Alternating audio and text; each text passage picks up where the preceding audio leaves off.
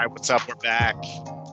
Not Your Restaurant Podcast. We have a special guest today, the esteemed Mr. Jason Natal, Coach Jason, the man who has more jobs than any person I've ever met in my life. I was trying to think of I was trying to do this all professional and just talk about all the different stuff that you do and the stuff that you've done in your career and everything like that. I was like, man, it'd be the whole podcast would be your intro, just saying all the stuff you've done and what you focus on. But rather than me doing a poor job of that, why don't we start? Why don't you tell us a little bit about yourself? I'm sure there's some folks that know you for different portions of your life, but there's probably not that many that know you holistically, all the stuff you've done and kind of what you're working on now. So who's Jason? Yeah, well, I kind of had, when I started martial arts, I think the biggest thing is I wanted to be good at almost everything, right? Because the biggest thing is MMA. When you get into MMA, you have to be good at just being okay at everything, right? So then my plan when I started martial arts and all that stuff, I didn't have any kind of path. I wasn't very I struggled in school. I was always getting in fights and all that stuff. So I just took off with, I was doing electrician work for a little bit. I found some roofing jobs. I did installed ventilations. I fixed photo booths for a while.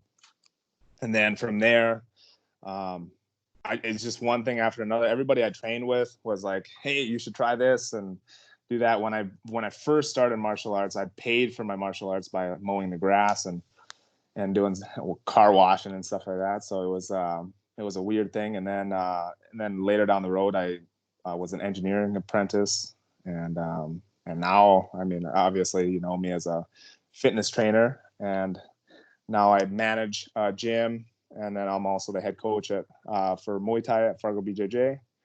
I also teach Jiu-Jitsu over there as well. And now I'm baking. And you're out here making beautiful breads and baked goods. Yeah. So and obviously sales jobs. I've done sales jobs, but yeah, there's a whole host of things, and a lot of it's not it just kind of fell into my lap, and I'm kind of get a little stir crazy. So I have a lot of ideas that pop into my head, and then for some reason I'm like, I'm gonna try it.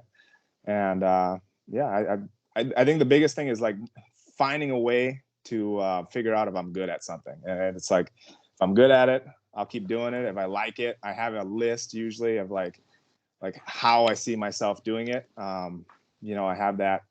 I always, if I make a big career change, it's usually I set a 2-year thing, right? So I want to stay with this at least for 2 years if I'm going to make a big switch. And so that's kind of how I've always ran my system. And it's just, and obviously I always feel like I can do more. So I'm like, man, I have 15 minutes. I'm going to figure something out here or whatever it is. So yeah. And just all over the place. It's so you think about because you're a multidisciplinarian, right? You've got striking arts, you've got jiu-jitsu, you fought MMA, you've been on Fight to Wins, one of the bigger jiu-jitsu promotions that's out there. The personal training stuff. I mean, that's a lot of things, and a lot of times, because kind of what you're saying is people can be a jack of all trades, master of none. Yeah. But you've been able to attain a very high level in a bunch of different things. Yeah, and I think the thing about that is I sucked. I sucked at everything. I was not athletic. My whole family wanted me to become a lawyer or a doctor, and that wasn't happening because I was just I just wanted to play sports or do something physical, and even just starting wrestling was a hard thing because I got put in elementary, and then I got taken out because my parents didn't want me to get hurt, and I was begging them. I'm like, please just let me play sports. And then I had the coach talk to my parents, and then they finally got me back into wrestling and jiu-jitsu and football, I should say. And then from there it was just playing all the other sports, and I kind of just went from there and tried everything after that. I think I started MMA when I was when I was 12. I think just turned 12 or so. Yeah. Is that so you started intentionally training multiple martial arts all around the same time? Yeah. So I started with a guy. I mean, you could call it MMA. I started with a guy named Darren Tiger, and Who? Tiger MMA. Tiger MMA. Yeah. Oh man, that guy's like a running joke. Dude, I know. He's like that McDojo dude who punches people in the dick all the time. It was a Master Ken. Master Ken. He's Master Ken. He's the real world Master Ken. Dude, like you so call wild. that dude. I've called that dude for work, and it's like, this is Tiger MMA. Please leave a message. We are masters of Jeet Kune Do, Brazilian Jiu-Jitsu, Japanese Jiu-Jitsu. It's like one of those ads in a magazine that you read from back in the day. And you're like, oh shit, I want to be a ninja. Tiger MMA, baby. And that was all. That's was all that was around at the time too. So I was like, yeah, you got to do what you got to. I'm not mad. Yeah. I bet it was exciting. Dude, it was crazy as hell. Because my parents didn't want me to do anything. First time you went in there, when you were like, "What am I? It's like, am I walking into a kumite? What's gonna happen?" I thought it was awesome. I thought it was like Cobra Kai, because I was like, I walked in and like they were just so intense. So it was downtown, and we went into this. Anyone wearing a headband? No one's wearing a headband, but he's like super serious. No headbands, no sleeves. Let's go. No sleeves, just this tight shirt. It barely fit. And he's probably gonna hear this. He's gonna hate me forever now. Dude, everybody gets the smoke on this podcast. Even people, everybody, equal opportunity. Everybody gets it. Oh man. So like, let me back up here. So when I went into when I started MMA, my parents wanted nothing to do with it, right? So like I was getting in a bunch of fights at this time. And it was just bad. I was getting suspended. I got close to getting expelled. And so then what happened was my dad, my dad's like, you got to stop fighting, dude. Like, you seriously got to stop fighting. Like, you got to figure out something. Like, you're going down a bad path. And so I was like, well, I want to get into a martial art, right? Because I've done wrestling. I wasn't very good at it, but I just kept coming. And so then I was like, I liked wrestling because it was just like, it's on me if I lose or win.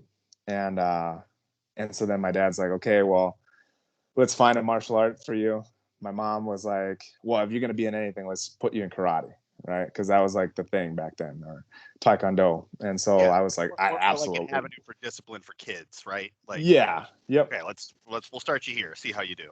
Yeah, and I did not want that. I was like, no. I'm like, there's too many kids that do taekwondo and karate, and they're all jerks. I don't like them, and I'm like, I don't want to do what they're doing. And then I saw the UFC on TV, and I was like, and it was just getting big at this point. So I was like, oh man, that's what I want to do.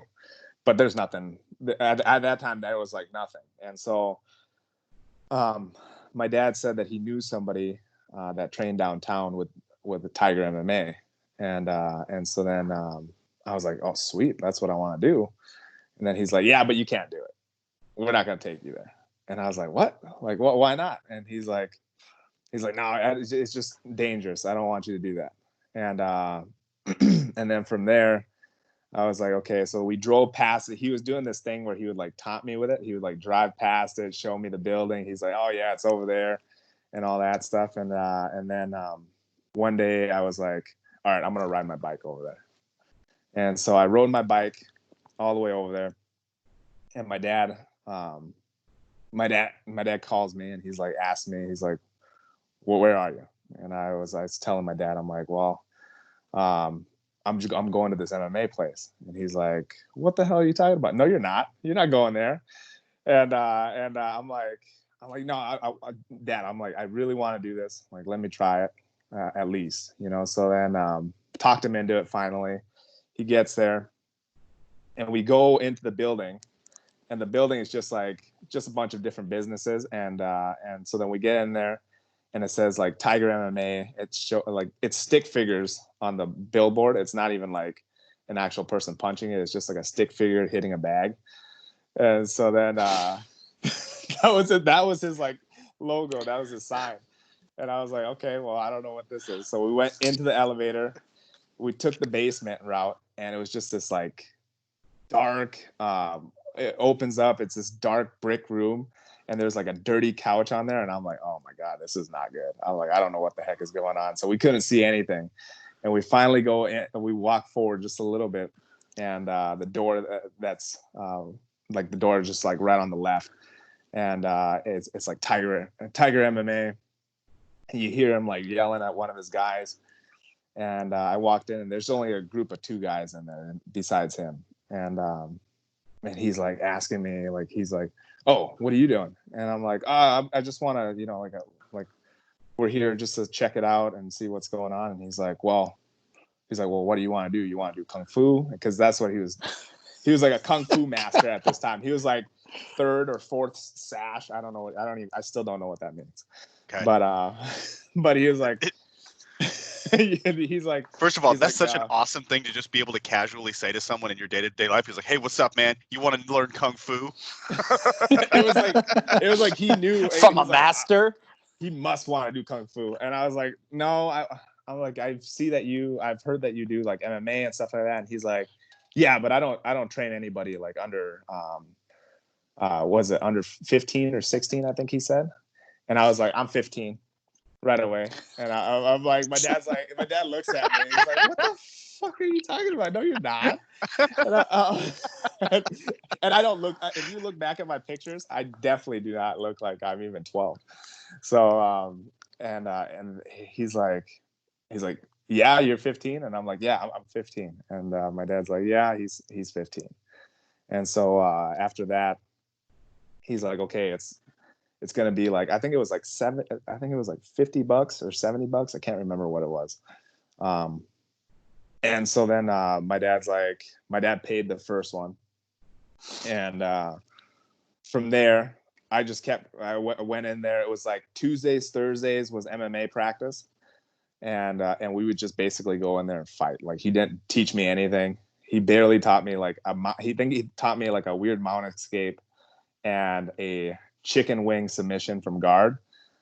And then one of his other guys, Eric Privel, who was like, he was a 185-pound champ at the time. I don't know how, but he was. And he came in, and then we sparred. It was like, you're just strapped. Like, it was just like, hey, hey, just fight this guy. Yeah, I didn't have a mouthpiece, nothing. We just like, it's like, okay, I never got knocked out. I don't know how, but in that, it was crazy. It was just like, basically people would come off the street, come in there, and then sometimes his Kung Fu guys would come in and do pressure point stuff and try to like pressure point you, and we would just beat each other up basically for. That's wild. I think I did that for like a year and a half, 2 years maybe. So when did you start training? Did you start training Muay Thai or Jiu-Jitsu first? I started training, well, whatever you would call Darren Tiger stuff. Submission grappling is what it was called. So I started with wrestling first. Out of all of them, I started with wrestling, and then from there I went into MMA basically. So submission grappling was just basically MMA. Got it. Yeah. So I did some of his Kung Fu classes. He had us stand really narrow with our fists in a weird position. And so, and he said that it would be better to block punches that way. And so at that time, I thought like what I was learning was awesome, because I saw some of our guys fight. One of the guys was 18 and he had an MMA fight. And I saw him like knock out the dude right away. So I was like, oh shit, this works, you know? And, so I was excited, and then I met a few other guys that were doing boxing and jiu-jitsu, actual like boxing and jiu-jitsu, Jose and a few other guys there too that were just meeting up at the ATA, and I was training with those guys as well. Got it. Yeah. So it was. So when did you start competing? I think I had my first competition when I was 14. I think my first Muay Thai tournament was when I was 14. I lost my first match, and I lost to the guy that won the tournament. But my first match, I went to decision with the guy, and I just got beat up. Like it was a tough fight. It was yeah, because I started training with one of the other Muay Thai guys in town, and he was kind of the head coach at the other gym that I was at, and so then I had martial arts under my belt for a little bit, so I was confident. And when I got in there, I realized real fast that it was not, because again, I went from not being athletic at all, not having anything, to having like something that I'm finally getting better at, and then when I competed, I just got beat up. So it was kind of a reality check for you.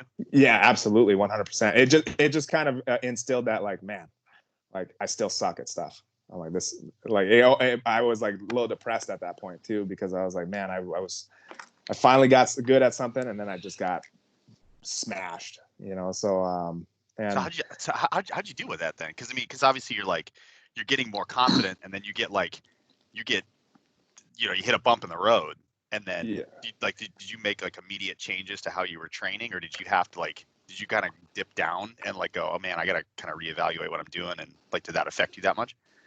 Yeah, I mean it. Like wrestling was kind of hard for me because I was just like a reality check constantly. So I don't think I won a match until like maybe 2 years in. I was just getting smashed the whole time. So like I was like really good at being a nail. So when I started doing MMA and Muay Thai and stuff like that, I was starting to get really good. The coaches paid attention.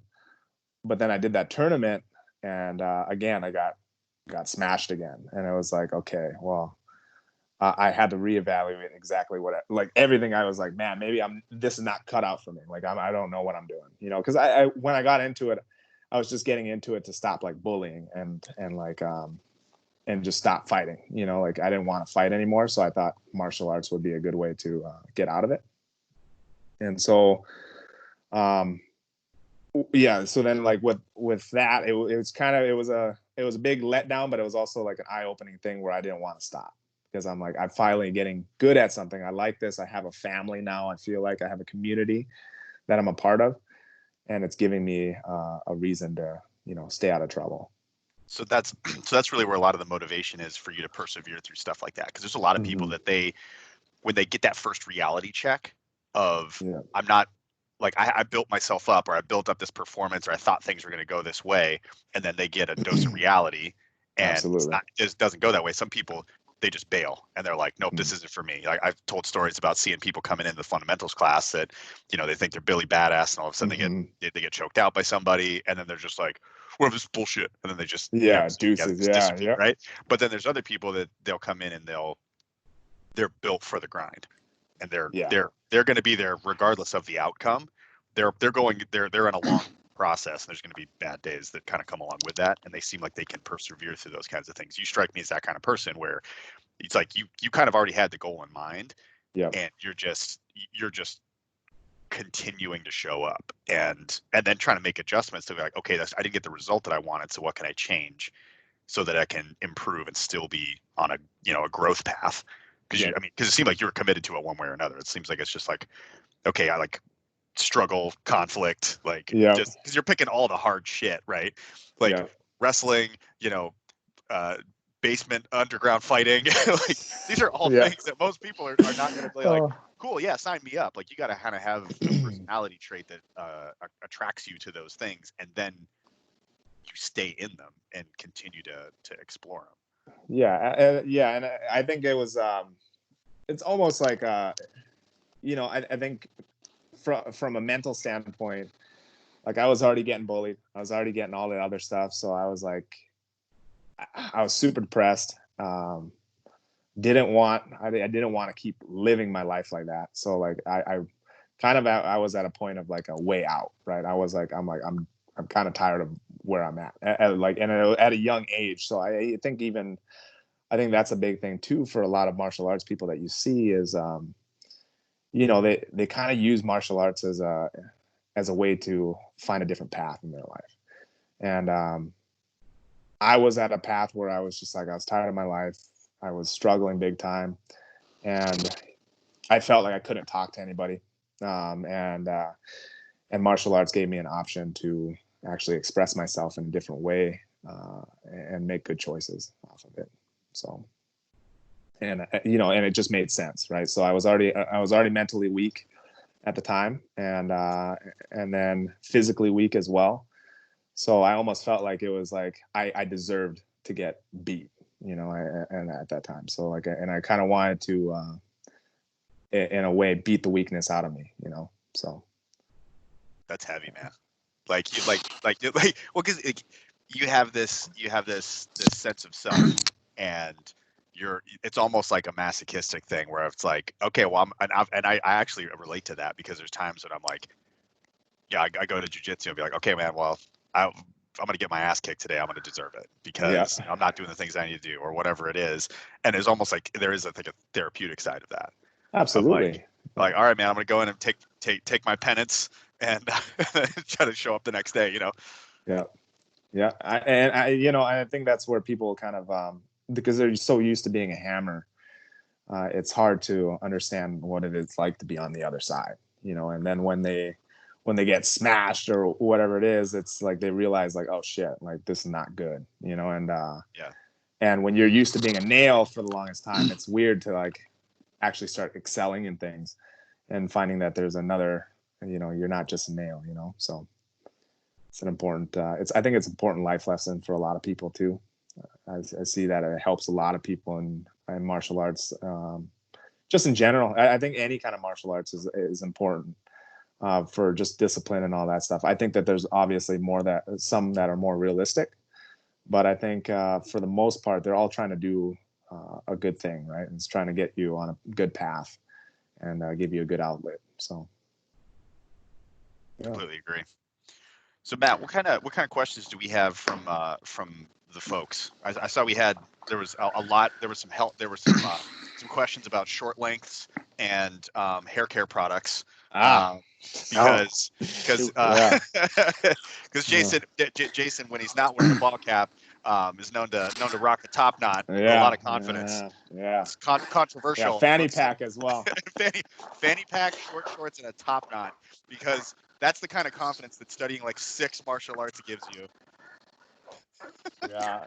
Man, I feel like it's like so interesting kind of hearing your backstory, because it explains a lot, bro. Like just like the bullying and like the getting beat up a lot, like it explains a lot of not only your personal drive, but like you're like Shehan a little bit, where you get tested a little bit too much and the guns come out, man. And it's like you throw a dirty, rusty knife on the ground and you're like, we're fucking going, bro. Like, I'm going to cut your throat. Like, whoa, man, I thought we were just messing around. And now you're going for my throat? Jesus. But I can kind of see, like you're growing up getting bullied all the time, and you take that shit personally. Oh, man. And so then, like, well, talking about Shehan here, we're going to give him some smoke. Where there's smoke, there's fire, Shehan. So come get some. That guy, he'll start a war with you for no reason. He'll get on Facebook and start talking. Man. It gets dirty quick. I'm like, you son of a gun. I'm like, you motherfucker. All right. And so then next time I see you, I'm gonna put you on blast and let's see if you have that same energy. And so then I'll get up on him and I'll be like, yo, Shehan, what's up? What's up with those small legs? I'm like, you swimming in those pants over here. I'm like, are those skinny jeans? No? Oh, damn, man. I'm like, all right, okay. And so he's giving me problems with my short shorts and all that stuff. And I'm like, he's just jealous, man. He's jealous. Yeah. He can fit one of his legs. He can fit both of his legs in one of my short holes. That sounds dirty, bro. Let's move on from that. Yeah. So what are these fights in school? What were you getting fights for? So a lot of times it was like, I grew up in Moorhead, so it was a lot of hockey kids, and I looked different, obviously. Like, right. I had glasses at the time. I was chubbier. And so then I had my hair was just big, and I liked to comb it back because my dad always combed it back. And so then the kids would call me the Fat Elvis, or it was pretty funny. It's funny, right? And then they would call me like a bunch of racial slurs and stuff like that. So then it was just tough, and so then like even getting called like Asian, or even like there was some people would call me Toyota and stuff like that. So then it was just a hard thing. So even I didn't want to be what I was. Like I was like, man, I just want to be like everybody else so I can just blend in. And it was just a difficult thing there. So then when I would get in fights, it would be like they would say something about like the way I looked, or my family saying how they were, and I couldn't talk at all. Like I had a hard time talking. I kind of grew up with like a little stutter, and I would just get really like nervous and break down and shut down right away. So like I couldn't even talk on the phone. Like I struggled to talk on the phone, and so then I would get into this position where I just didn't know what to say. They would make fun of me, and I would get mad, and I didn't. So then I just started throwing hands, and I was like, all right, well we're gonna go now. Like I'm gonna hit you. And so then, and that's just kind of how it went. And after a while, I was getting fights, and my dad was getting mad. My dad's obviously like one of those things too. He's like, all right, well, like I remember one time coming home, and I was just like super upset about these kids just picking on me, and I'm like, God, like, and my dad could tell. Like my dad's really good at reading me. And he's like, right away, he's like, what's up? No, I had nothing. Because I know if I tell him, he's just going to give me like a hard answer. Right. And I didn't want to tell him. And he's like, finally got it out of me. And I'm like, these kids just, keep picking on me. They just keep doing these things. And he's like, what are you doing to stop it? I'm like, well, what am I supposed to do? I'm like, I can't do anything really. And he's like, well, then just shut up, basically. Just keep your mouth shut then. Like you either handle it, damn. You either handle it or you just don't complain about it. Like that's just kind of how it is. Like because he, and he grew up in a hard life where it was like he was around gangs and all that stuff. So he kind of just grew up tough, and he had to be an adult fast. And so then the next time like it happened again, or anything that would happen, I would get in a fight. My mom would get pissed, but my dad was like mad because she was mad, but at the same time he understood like that's kind of how it is. If you're not gonna. So let me ask you this, man. Probably most people know about you. Maybe not everybody knows about you, but you got 2 kids, right? And not only 2 kids, but you have daughters. And I think that's a different game. Where I have a son, where he'll always, a lot of people ask me about my son. Hey, do you have him in jiu-jitsu? What do you have him in? And I said, I kind of let him choose now. But I was talking to another instructor one time. This is just, it's not related really to Fargo BJJ at all, but just another instructor in general coming up. And he told me something. He's like, yeah, for my daughter, it's going to be like chores. Like you clean your room, you do the dishes, you do jiu-jitsu, right? Or Muay Thai or whatever it is. And it's like, man, I think that's so powerful for 2 girls, especially. Like they need that in their lives. Because I think, one of the cool things that jiu-jitsu does is that it makes women empowered, where maybe they come in, they didn't think they were as strong or had as much confidence, but they're like, no, I can do these things, as long as I put my mind to it. So anyways, you can think of it as you talking to yourself now, knowing what you know now, right? Or you talking to your daughters, because chances are that, man, I'll tell you what, working in a middle school, girls are the worst. They are so fucking nasty to each other. Like the boys are boys. They'll fight and then they're friends the next day. It's so crazy. But girls are nasty. So your girls come to you and say, same kind of thing. Hey, Dad, I'm having these problems at school. All these kids won't leave me alone. What do you tell them? What's your advice? And I think the biggest thing for that is like, I think it goes even further than that. Like even if the kids like are starting to bully him and all that stuff, like you have to have like that self-worth. So even like when I start with my kids, like my oldest right now is like, she gets into this position where like sometimes she'll get lazy, or she'll find a way to like be like, I just can't do it. I don't get it. I don't want to do it. Like it's like, I don't want to do it and I can't do it are 2 different things. Right. So, and I tell her that I'm like, what are you doing right now? I'm like, is it because you don't want to do it? Is it because you're lazy? Or is that what's going on? Or is it that you actually can't do it? Because there's a big difference.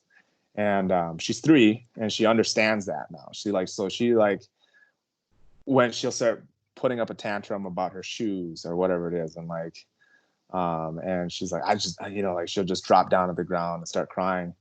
And I'm like, there's a lot of times dad wants to do like, just let go of everything and just kind of go away. Right. But I'm like, I have a job.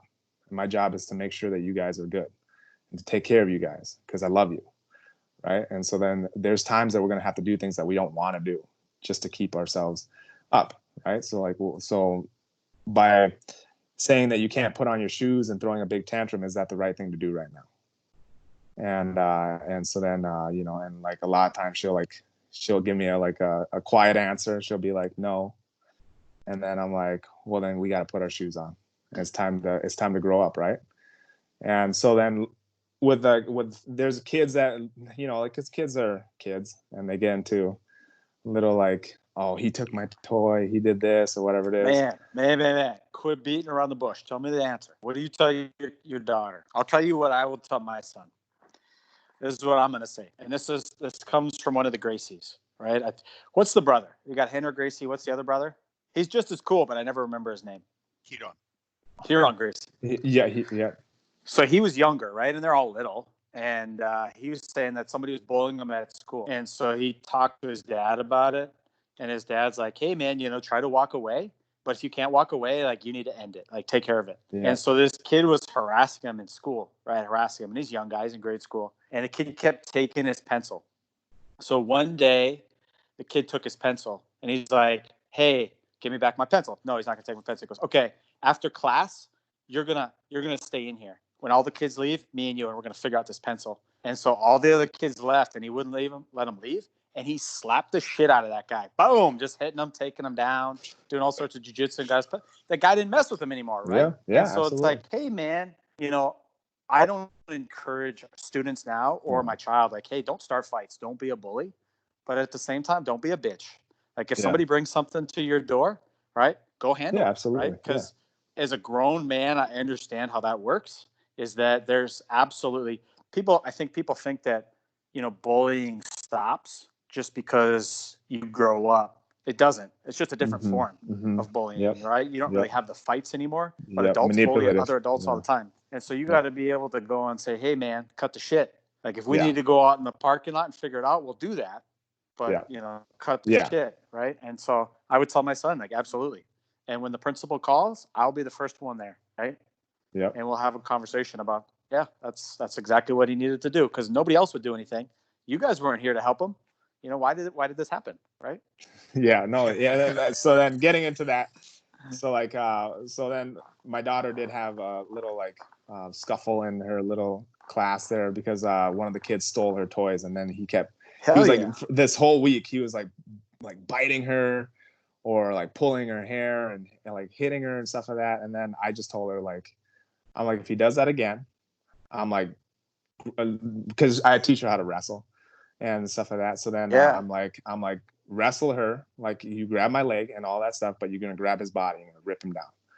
Yeah. And she did it. She ripped him down in class, and she knows how to like control, like side control. She's plays around, but she knows how to like do side control. She knows how to guard pass. I've been teaching this for a while now, and she like ripped him down, got on top of him, and just like said, no more. And the teacher calls me, and she's like, Finley got in a little fight today. She was wrestling him, and she ended up on top of the kid, and she kept saying, no more. And I was like, I started laughing because I'm like, that's awesome.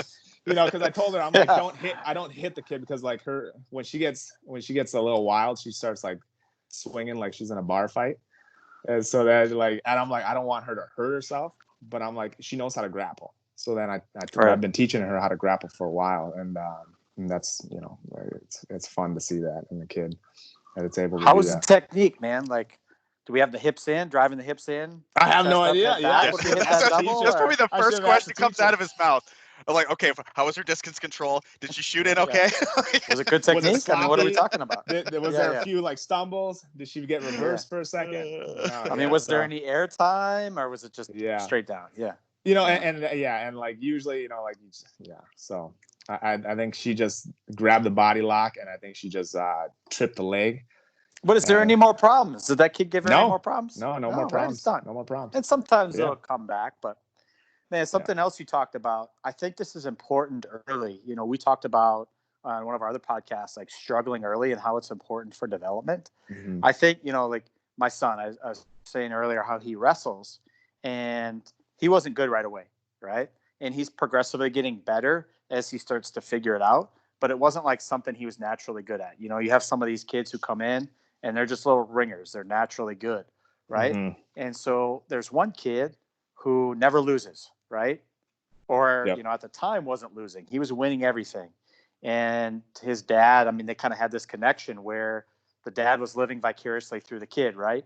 And so he was just like celebrating, and it was very conditional love where dad was associating, our kid was associating dad's love by winning.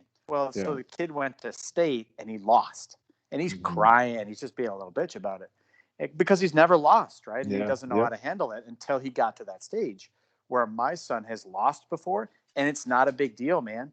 You know, he wants to win. Like, he's felt that where like he's almost gone to a tournament and won. So now he knows what it feels like to lose and how it sucks to lose. But at the same time, he knows how to lose. And I think you see that a lot. You know, people probably see that a lot more in MMA where, you know, you have a guy like just, you know, I was reading something earlier about the Joe Rogan podcast, Brandon Schaub, for example, right? Mm-hmm. So here's a guy who had this meteoric rise in the UFC. And it wasn't that he was necessarily good. He just had really good matchups. But it's one of these classic examples where he goes from virtually a nobody, and 3 fights later, he's fighting for the belt. Right? Mm-hmm. Well, he probably fought some like no-name guy, right? He fought maybe a mid-level guy his second fight. His third fight, he gets lucky because anybody can win. And then all of a sudden he's fighting for the championship, and then he gets knocked out, right? Yep. And then he's a nobody, right? Yep. You know? Yeah. How many guys do you see like that? A ton. I mean, you know, you even see it even on a smaller level because when I was growing up, I grew up around a lot of like fighters, and a lot of people back then didn't want to they're not martial artists. They just wanted to fight for the fame and look good and all that stuff, and, you know, get the girls. And how many girls do you get in being a UFC fighter? Well, maybe a UFC fighter, maybe a little more than you think, but you get those dirty Civic Center girls being an MMA fighter. Yeah, you might. Yeah. Yep. You know, and I think it's always something that like a lot of these guys are like, they want to look cool, you know, and they want to be the guy, the alpha male, and but they don't want to put in the work. And so you see a lot of guys that have some talent, but they just don't have that work ethic, and they get smushed or they get beat. You know, they obviously do really well at first because they're athletic or whatever it is, and then they get beat, and then all of a sudden, like, you start seeing their true colors. They start making more mistakes. They just keep taking stupid fights. They're not making any changes, and it keeps happening. And I think that's a problem with a lot of guys is just they do it for the wrong reason. Mm-hmm. You know, and you need to have your pluses, your minuses, and your equals. You know, so, and if you don't have those kinds of people in your life, then you're gonna get a rude awakening. So I think it's cool, you know, you've been doing this stuff longer than I have, actually, which is kind of weird to me, thinking that you're younger than me. You've been doing it longer than me. But, you know, probably a couple of years in, there's this conversation around UFC where, you know, wouldn't it be cool where we see this generation of guys who they don't start out wrestling, or they don't start out Muay Thai, or they don't start out Jiu-Jitsu. And then once they get into UFC, they're forced to learn these other things. What if we just had a generation where they just learned MMA, right? And you're kind of the first of that generation. Yeah. So do you think that, because like you said, I think there's a science to it where you look at a guy, I guess Henry Cejudo isn't a good example, but like Who's the guy who trained out of Colorado for a while? He was a Dwayne guy. TJ Dillashaw. TJ Dillashaw, right? So TJ Dillashaw won. He had a good work ethic, right? Mm-hmm. Worked hard. Mm-hmm. But you say, okay, like you take that guy to a wrestling tournament, and he probably does okay. You know, he was a D1 wrestler, but he's not world class. You take him to a kickboxing match, he's not world class. You take him to a jiu-jitsu tournament, he's not world class. But he's good enough, and he has the combination figured out where he's a world class UFC fighter, MMA fighter, right? So do you think that training at all is the way to go, like a Rory, like a TriStar guy, what was Rory's last name? McDonald. You know what I'm talking about. McDonald. Rory McDonald. Do you think that's the way to go, or do you think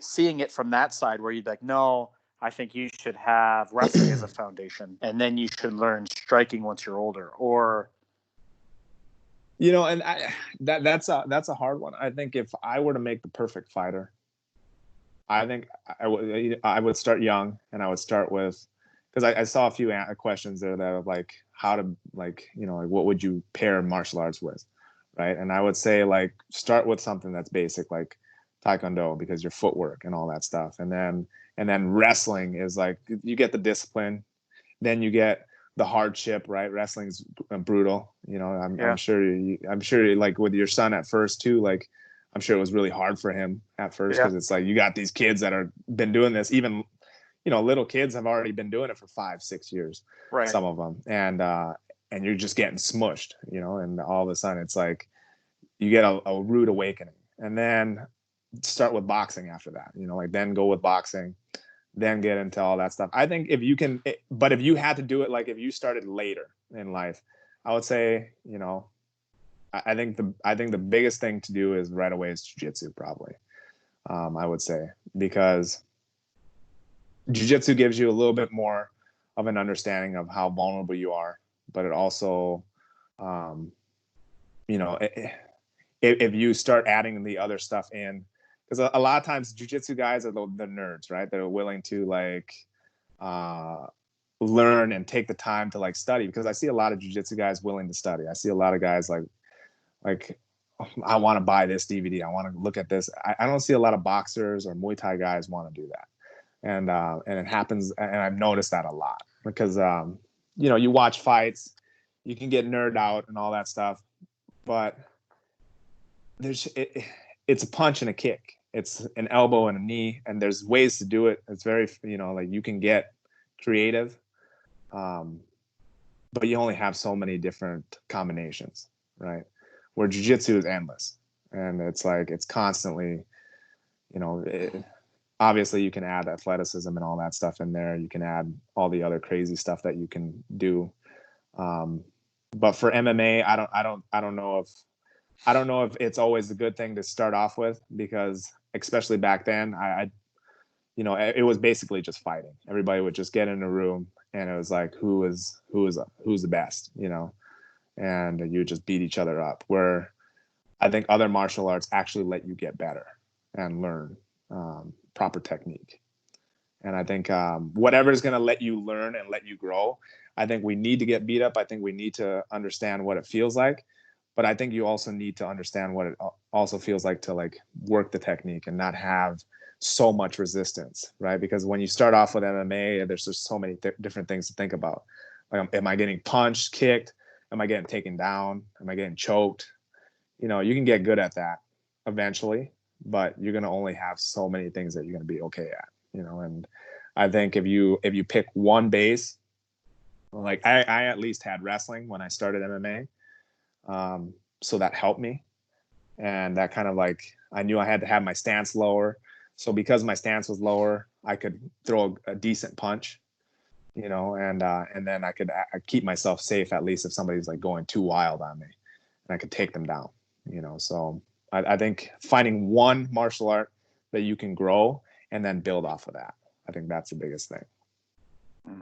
So, yeah, I think you told me this. It's hard to learn how to kick as an adult.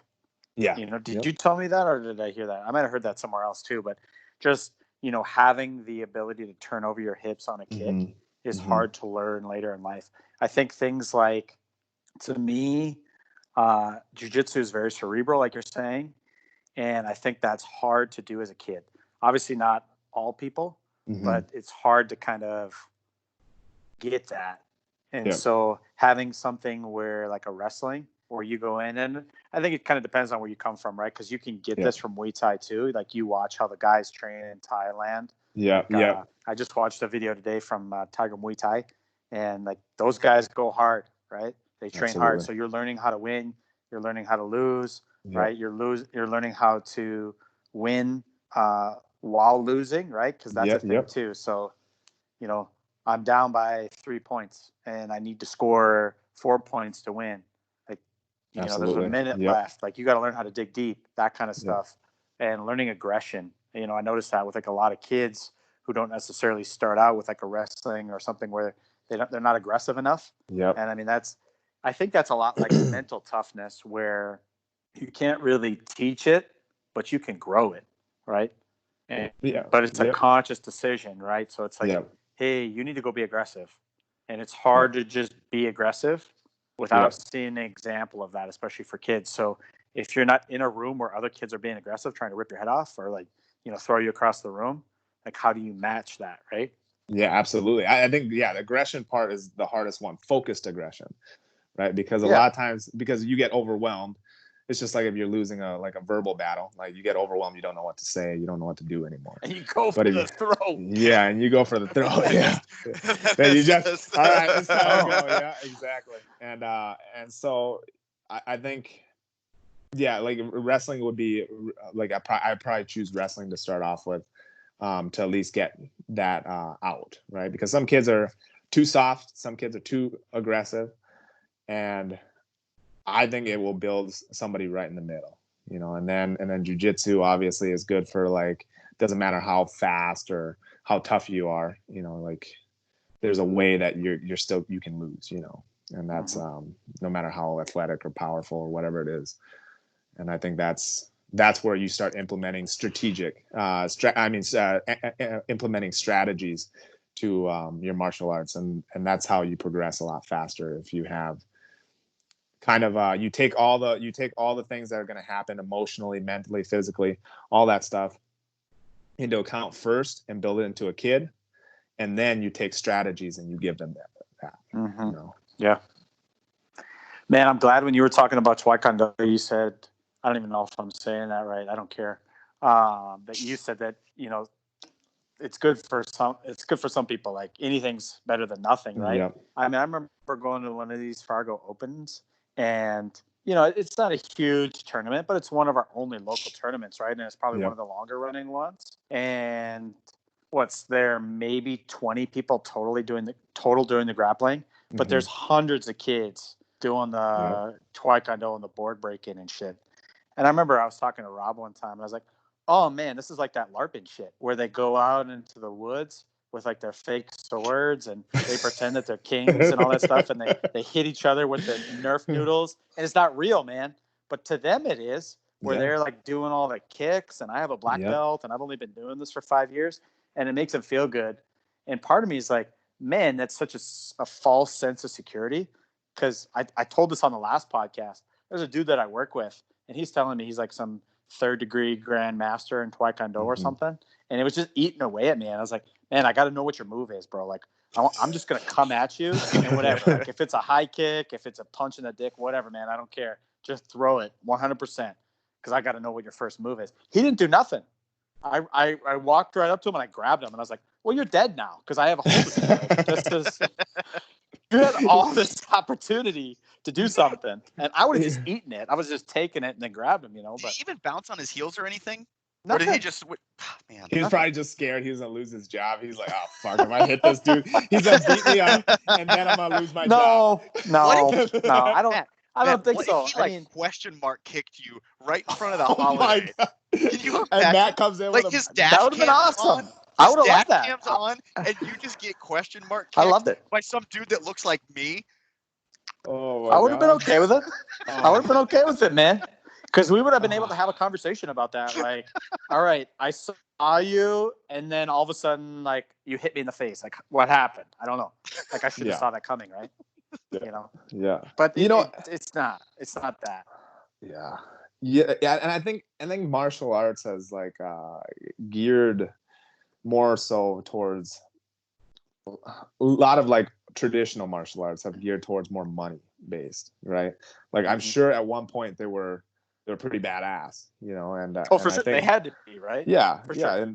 And so then eventually, you know, they get watered down a little bit because you can't be super badass and own it and have a gym, right? Like that's just, I think that's where people get mixed up too, is like people want to be the hardest gym ever and they want to be the toughest gym, but that's not making you money, right? And that's like, and that's where that danger comes in. You have to understand when it's time to be an athlete and when it's time to actually be business. And I think that's where it gets skewed. And, you know, and here a lot of people just want to get in shape and then also know things. And so I think that you can have a way to have it all. It's just, you have to understand how to like drop it, basically give the morphine drop a little bit. Right. Mm-hmm. And so, yeah. And I think Taekwondo is good for footwork. I think it's good. Like that point fighting stuff is extremely important. I think it helps with wrestling because you know how to get in fast and then back out. Makes you creative, you know, it makes you disciplined, but at the same time, like, flexibility stuff. Even yeah. Bailey, like, because you know, Bailey, he wrestled and had Taekwondo, but he's deceptively flexible for his body style. Where you're like, man, okay, yeah, it's like he can, you know, kick his head or kick his leg up above his shoulders. It's like, man, I can't do that. Yep. And then, you know, and then implement wrestling after that. Like now you're getting beat up. Now all that you think that maybe you are a black belt and you're like 10 or 5, but now all of a sudden you just got wrestled and you know, like doesn't matter how good you are standing up, now you just got taken down and you can't do anything. Right. And so like, I think that's, again, back to bringing it to emotional, physical, and then also adding strategy is important. So, you know. Yeah, I mean, because in UFC, right? So what's the game plan? The game plan is I either need to be able to knock you out on your feet, or if I can't do that, I need to be able to take it down to the ground and submit you on the ground, or at least hold you down, right? Or I need to be able to submit you off my back. So you got to have those 3 bases covered, right? Absolutely. Yeah. I don't think it's really changed. No, yeah. And then you might not, you know, like, and then also dealing with the emotional side and like, how do I like mess with this guy? It's like chess, you know, like, because when you get hit, sometimes like getting comfortable getting hit is hard. So a guy that doesn't have a striking background or anything like that, like you see a lot of people flinch. They lift their head back. They become like a Pez dispenser. As soon as they see a punch they stiffen up, get straight, right? Because it's different. And it's like somebody's being aggressive towards you. They're throwing something that can hurt you. And you have to understand how to play that game. You have to understand how to like also like be willing to take that game back to having all these dangerous strikes thrown at you and keeping your eyes open and being able to like, you know, calculate what's going on and find an opening off of that. And so tell me this strategy here, right? So you're in class one day and a white belt's getting the best of you. And I think he takes you down and you don't like it. Oh, yeah. Okay. So you end up like kicking him in the head or something. Like, tell me about the strategy there with that. Absolutely. This is like a game of telephone because all of a sudden, I heard it from the guy who was watching. I heard it from the guy who saw it. First of all, for everybody else, if you haven't listened to episode 3, you got to go listen to episode 3, and then because we knew as soon as the story came out, there was going to be a follow-up. There's going to be an investigation, and the court of public opinion is now. We're going to get everybody that was there on eventually, and we'll get to the bottom of this. I hope so, because this needs to be cleared up. I'm like, as soon as I heard I threw a kick, I'm like, shit. I'm like, now all of a sudden, I'm the fucking spaz. Hey, sometimes you got to kick a guy in the head. Let him know. You know, and so okay, so going back to that. I did not throw a kick. I just want to be clear with that. Okay. I palmed him on the top of the head. Oh, that's right. That's right. So just to let them know. What happened was we were playing this game, and it was just like so like Jake was the coach, and he was having us do like this backpack turtle drill. So the top guy's job is to hang on and not give really any kind of like chokes or anything like that. And then the bottom guy's just trying to give him a little bit of a look of like trying to like throw him off a little bit, but you're not wrestling, right? You're not like trying to like get the guy off. You're just trying to get him, off balance. So it was me that was the bottom guy. Oh no, I was the top guy. I was hanging on, and the guy that I was partnered up with was like trying to rip me off as hard as he could and all that stuff, but I was hanging on the whole time. And then it was his turn to go. So he gets on my back and instantly tries to go for a choke. And so I'm like, okay, well, this is not what you're supposed to do. So I like start moving him off of me, and then I get him off of me, and then he starts trying to like wrestle, and he starts trying to wrestle with me, gets on a single, and I'm like, all right, I'm looking at him, I'm like, dude, what the hell is going on? Like he just keeps going. Then he goes for a body lock, and he tries to suplex me. And so I fought the hands, and I landed on his face. So he brought me back, and my ass like hit his face, and I scrambled up out of it, and he shoots another double leg. And Jake at this time is like yelling like, hey guys, stop. So he shoots quiet though, like, hey, stop. Yeah, stop, guys. Stop. Everybody's probably stopping me like, oh, we got ourselves a situation. So he shoots a double leg, and I hip in hard. So like my hip hits his face pretty hard, and he like falls back to his butt a little bit, and he gets back up, and I palm him on the top of the head, and I'm like, dude, like fucking chill out. I'm like, if you want to go hard, we'll go hard after this. I'm like, right now, this is not the drill. And so then everybody's like, like freaking out. And I'm like, and I get to this point, I grew up with a bunch of fighters, right? So like, it was always people talking shit to you, and we're gonna spar, we're gonna wrestle, we're gonna grapple, whatever it is. I'm gonna get my hands on you pretty soon, no matter what, right? Like so like I kind of grew up with that, anyways, and I saw a lot of people get beat up, and so then I was like, okay, well, this guy maybe needs a lesson taught. And so then that's what happened, and I palmed him on the head. I never threw a kick. My hip maybe hit him, but I never threw a kick. Oh, okay. So it could have looked like you were maybe going to throw a brutal. My foot never left the ground. But you got my foot never left. Well, how did the kick get in there? So you told Jake later that you were going to kick him in the head? No, I don't think I ever said that. Oh, all right. No, because I said. I mean, you're not going to tell me now. No, I would. I would never. Yeah, no. Especially if he was like, because he's a wrestler, right? And so like, I expected him to go hard. Turns out, a super nice guy. Turns out, yeah, he's just absolutely. He's just one of these guys where Rob talked about it in one of the other podcasts. Is these guys don't know how to not go hard, Yeah. That's it. So that's just what it is. Like, we're fighting. There's off and Scrapsville, USA. We're fighting. Yeah. And I don't think he meant bad from it. No. I think it was just like he was like in the moment. Like when I palmed him on top of the head, and I said, "All right, you chill the fuck out." Like he gave me a look like, "Oh shit, did I do something wrong?" It's like, "Oh, I'm sorry, I didn't do that." And I'm like, "Oh, he doesn't even know. Like it's not his fault. He was just in the moment, and he was having fun."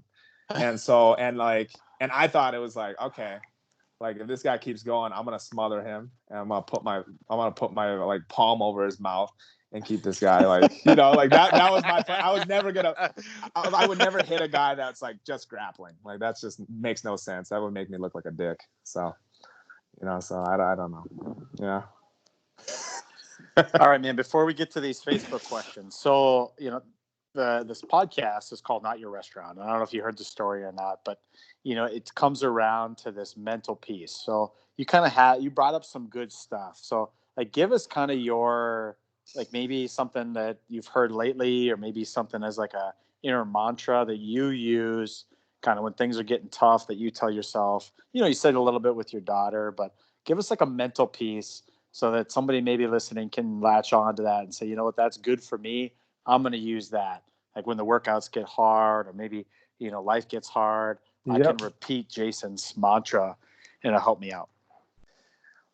Well, I think this is something that it's not mine, but I give myself, like, sometimes there's practices, like wrestling back then too, like anything. There was like some things that I didn't want to do. And I said, I gave myself 5 minutes to be a bitch.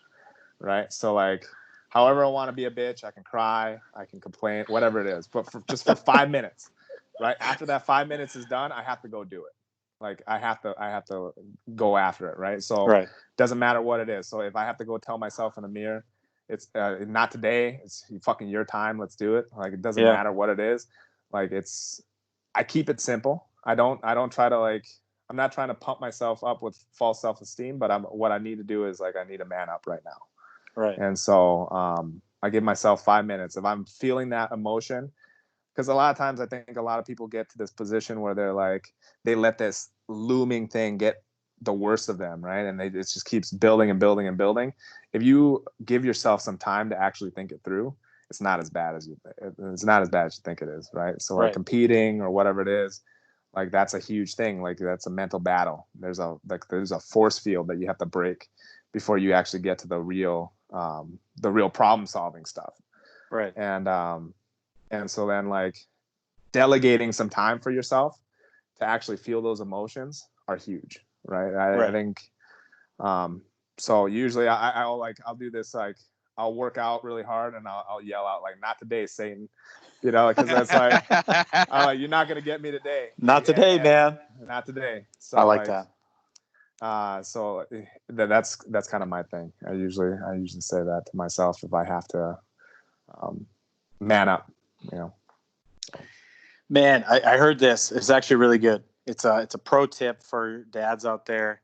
Is, when I was a kid, my dad would say that. He'd be like, "All right, pussy, man up." Like, there's no crying. There's no crying in baseball, right? Yeah, there's no. And you're not supposed to do that, right? Because it messes with your kid, And so what you're supposed to do, like you said, is you're supposed to acknowledge that. So now, like when my son, like we did a workout today, and he's crying a little bit, and he doesn't want to do it. I'm like, man, why don't you want to do it? Why are you crying? Right? And acknowledge those feelings and be like, hey, I get it. Like, it's going to be hard, and you're going to sweat, and you're going to get uncomfortable. But those are all good things, right? And I tell you what, like you said, a lot of times, we build up this false narrative of what's about to happen, and then after we do it, we're like, man, no, none of that stuff happened. Yeah, because it's all in your head. Yeah, and you leveled up, right? Yeah. Like, I like to play video games. I don't know if you guys know that. We all know you like to play video games. I don't know when you have time to play video games, but well, I haven't played in the last 3 days because I've been baking my ass off. So I'm a little like off balance right now. I'm like freaking out in my head, I'm chewing my nails. And I look at it. I think that's another thing that I look at is, like, when I do something hard, I leveled up, right? When I do something super challenging, I just gained a new level. I gained a new skill. So like that's how I get myself over, like, the fears. It's like, I know that when I do this, I'm going to level up, right? If I lose, win, doesn't matter, because none of that really matters. It just matters how good I'm getting, throughout this time, that when it gets tough, whatever it is. So. And really, like, I think, maybe people get it. I don't know. But not only do you level up in, working out or jiu-jitsu or whatever you're choosing to do, but you level up in life a little bit too, where, we're going to get into it. The first question here is from Brendan. Tell us about your full martial arts background. And I've heard a little bit of it. And I think people are going to realize, man, like, you've kind of gone through a lot, even hearing about, the genesis of how you got into martial arts is a lot, but you're a scrappy guy, man. Like, you're a hustler, right? So, what are you doing right now? We're going through, what month are we in? What day is it? Is it like week 6 of this Corona thing? Yeah. And so, and you're a guy who, you were probably one of the people that's affected most. So you didn't lose your job, but kind of, where you're in the fitness industry, and that was one of the first things to get shut down. And so instead of, going and crying, and maybe you took your 5 minutes, I don't know, you don't need to tell us, but you're like, you know what, man, I got to support people. I got to support myself. I got to do shit.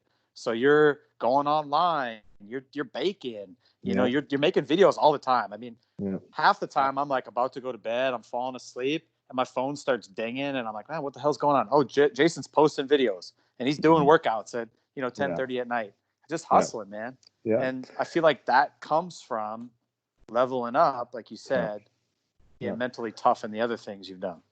Yeah, you know, like obviously you don't get to choose how your life goes. You get to choose like what things. I mean, you kind of do, but you don't at the same time. You don't get to choose like what you get dealt sometimes. And and like this coronavirus has affected everybody. And I think it really shows like people's colors sometimes and what you're doing at this time. Like I've gotten to a position now that I don't need to always utilize those 5 minutes, right? So like those 5 minutes didn't come in on this time because I knew that the one thing that's always constant is change. And so if today, like I lost my arm, got paralyzed, whatever it is, I have to be okay with what I'm doing.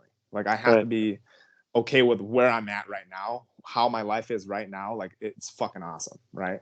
But it could not be so awesome tomorrow. It could not be so awesome in an hour.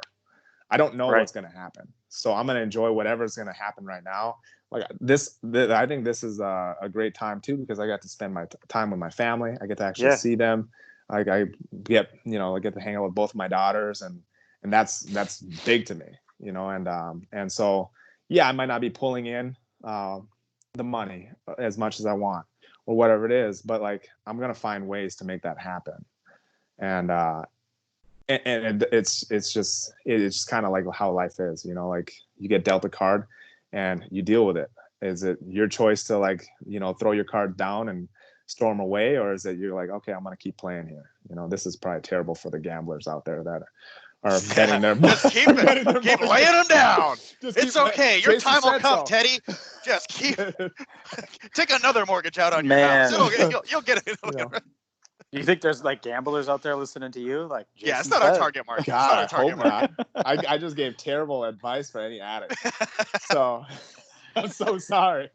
Don't give up on your dreams. Man, I heard this. I heard this a long time ago, and I actually tell this to my son. You know, where I try not to. You know, with wrestling, I see this where parents break their kids. Right. Mm-hmm. I was talking to a guy. He was one of the dads who helps out, assistant coaches, whatever you want to call it. This was last year. And he's like, man, you know, the season starts November 1st. It goes till the end of March. And I think it goes a little bit longer if you do, you know, freestyle and Greco and that kind of stuff. But pretty long season, 6 months. And I think it was December or maybe January. And this dad's telling me, he's like, yeah, you know, I think my son's burnt out a little bit. I don't know. I don't really know. Maybe we need to take a week off or something. Mm-hmm. And I was like, oh, you know, do you have a son here? Because there's people who just show up, who just coach. You know, their kids were part of the team before, and they're still helping out. They enjoy it. And he goes, no, my son's 7. And I was like, oh, okay, he's 7. I said, well, the season just started. Like, how is he burnt out? And he's like, wow, you know, we do these practices. I said, yeah, it was only 3 practices a week. He goes, no. We do morning practices every day, and then we come here 3 times a week.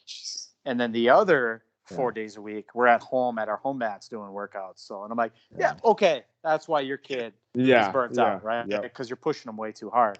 So I'm not trying to push my son too hard. I'm trying to keep him going until hopefully the spark ignites. Yeah. But just like you said, I mean, you know, control what you can control. And it really comes down to 2 things: your effort and your attitude towards any given situation. You know, so, you know, I'm hearing a lot of stuff, listening to podcasts about, you know, there's people right now who are dying. Yeah. Because they're not choosing to have a good attitude about this whole thing. And, you know, giving a good effort. Like, you know, and I think the ones who are going to win, the companies that are really going to win, the ones that are out there who are reinventing themselves. And I think you said this a little bit too. And a little bit of what you're doing is, you know, you weren't really messing around with the online stuff now or before. Yeah. But I mean, you could be like one of the guys after this, where maybe that's all you do. Who knows? Like a year or 2 from now, you could just have like a huge online presence, and that's all you do. Is maybe you have a little boutique of a gym out in your garage or in a bedroom, and you just shoot personal videos and do that kind of stuff, because that's huge business right now. And absolutely. But without this opportunity, when would you have ever done that? Probably never. You know, and like that's And the thing it's is, yeah, I think that's the thing is like we don't know what we're going to be handed, right? So like this is a good time to utilize that, right. and so And just you seeing it know, as an opportunity rather than a curse. yeah, yeah, Yeah. yeah, Yeah, you know, like it's an old saying, guys. It's there's always opportunity in crisis. Always. mhm, Yeah. It changes the landscape from a a business perspective, a cultural perspective. There's always opportunity, but your willingness to explore those opportunities and take those risks and take advantage of the time that you have, yeah, that's where you see people making innovations in their business model where normally they wouldn't have any offerings, and they're pivoting to be able to take advantage of those things, and yeah, then that gives them opportunities for growth elsewhere when the economy changes, when the culture changes, and maybe it'll never go back to the way it was. yeah, So Right. it's yeah, like, okay, you gotta figure Which out a is way. certainly possible, right? Yeah, absolutely. And personal testimonial, I ended up taking advantage of Coach Jason's offer to do some of this virtual personal training, because I'm looking at myself going, man, what the hell am I going to do? Like, I'm used to training jiu-jitsu 4 or 5 days a week. I'm used to doing yoga, like doing my own stuff, but what am I going to do at home? And Coach Jason's been putting out workouts and keeping things, kind of saying, hey, I want to be competitive in jiu-jitsu. Obviously I coach and want to, kind of want the wheels to fall off while I'm stuck at yeah, home. And getting that engagement has been really helpful for me, and I'm sure a lot of other people are doing similar kinds of things to hey, how can I consume content at home, and how can I get value out of it and still keep progressing and moving forward? And I think it's really smart for organizations to do that, whether it's fitness, MMA, where yeah, it can be anything. Like, there's people have nothing but time to consume this content now because absolutely, they're restricted, right? So take advantage of the opportunity, and for yourself, if you're finding those other ways to have good fuel for your brain and your body instead of just yeah, sitting on the couch and watching Netflix. Yeah, I'm doing some of that too, but yeah, yep, putting in that time to say, yeah, how am I going to get better today? What am I going to learn about jujitsu? How am I going to take care of my body? And I think you've done an awesome job with the Venture Fit programs, and highly recommend that to folks at home, to hit up Coach Jason and take advantage of that, because I think that's kind of the wave of the future. I think that's mhm, a lot of people appreciate the flexibility and the personalization of those kinds of services, just from a customer experience standpoint. And you see that with even organizations like Peloton and the Fit Mirror and all these other things that are kind of catering to that at a bigger level. But it can also happen at the personal level too, for folks like yourself that are trying to have ways to engage and continue their livings. yeah, absolutely, yeah. I think it comes down to like even working out and doing all this stuff with this time. I feel like a lot of people like have probably felt like they're gonna drop off, and I think it's where like they're afraid of themselves, right? Because now you actually have to think about what like what's in your head, and like you're always doing things, so you never really get to analyze what's going on in your head and that self-talk, right? So you don't always have to do something crazy hard. Just getting up and doing something, either it's push-ups, whatever it is, it just needs to be something, right? Like you have to put in your deposit, and you have to get 1% better, right? And you have to ask yourself at the end of the day, did I get 1% better? And whatever that was, whatever it is, sometimes you're not going to be able to work out, but are you able to do like something else? Are you able to improve something else? And like that, I think that's the biggest thing. I think being able to be real with yourself is that next step for yourself. So, yeah, Kind of what I'd like to see here is, that maybe this podcast, we just talk about Muay Thai, we talk about Jiu-Jitsu, and then maybe in some other, podcasts, we can get into kind of your thoughts about strength and conditioning. You're a nutrition guy, obviously. So get into your thoughts about nutrition, recovery for, again, you have all these different, these things, like you're a yoga instructor. I mean, you cook obviously a lot of good food, things like that. So I think that would be all worthwhile stuff that we could easily do an hour, 2 hours on just independently. yeah, But something where, just touching on that topic that's something where I talked to Rob about that. I said, I think that you need something where Yeah, you can go online and you can do a little bit of research, but I think unless you're up on it all the time and reading on it and Yeah. really, living it and experimenting all the time as a coach or on your own person, it's hard to kind of stay relevant with what's going on. So hiring somebody to do that and put you through it. And I think even from the fact that they're going to hold you accountable, and not that Rob needs that, but I think what he needed was somebody who could give him a workout that's going to help him with injury prevention. He doesn't really need to get stronger, but stronger is always nicer, right? Especially being the heavier person in a weight class, like you're always going to benefit from that. Absolutely. Yeah. And so now he's getting something where I would encourage students to reach out and say, hey, what's something that's important to me is go to somebody who's been where you have been or where you want to go. You are obviously a guy who you're a high level jiu-jitsu guy. You fought a bunch of times. You've conditioned yourself for fights, different, tournaments, competitions, all these different things. So you have a little bit of something for anybody from our school who's going to come to you and say, hey, I want to get ready for a competition. Give me a 6-week program. Or, hey, I'm sick of just fucking hurting all the time, man. Yeah. What do you got for me? Well, I got you this over here. Or, hey, I'm sick of being a little bitch all the time. I want to get stronger and start moving some of these other dudes around. I got something for you too, right? Yeah. And what I like about, I like that where I can just go, the idea of just going in and somebody's already done the work for me and they just give me a workout, right? Yeah. And, that's what's happening with you and this online stuff is you're giving them a workout, you're showing them how to get it done, and then you just do it, right? As long as you have the equipment. Absolutely. And it's a little hard right now, but I think there's bodyweight variations, there's yoga, there's all sorts of good stuff going on. Yeah, it's like it's for me. Like I can just open up my app, go to the group that Coach Jason started, see what my workout is.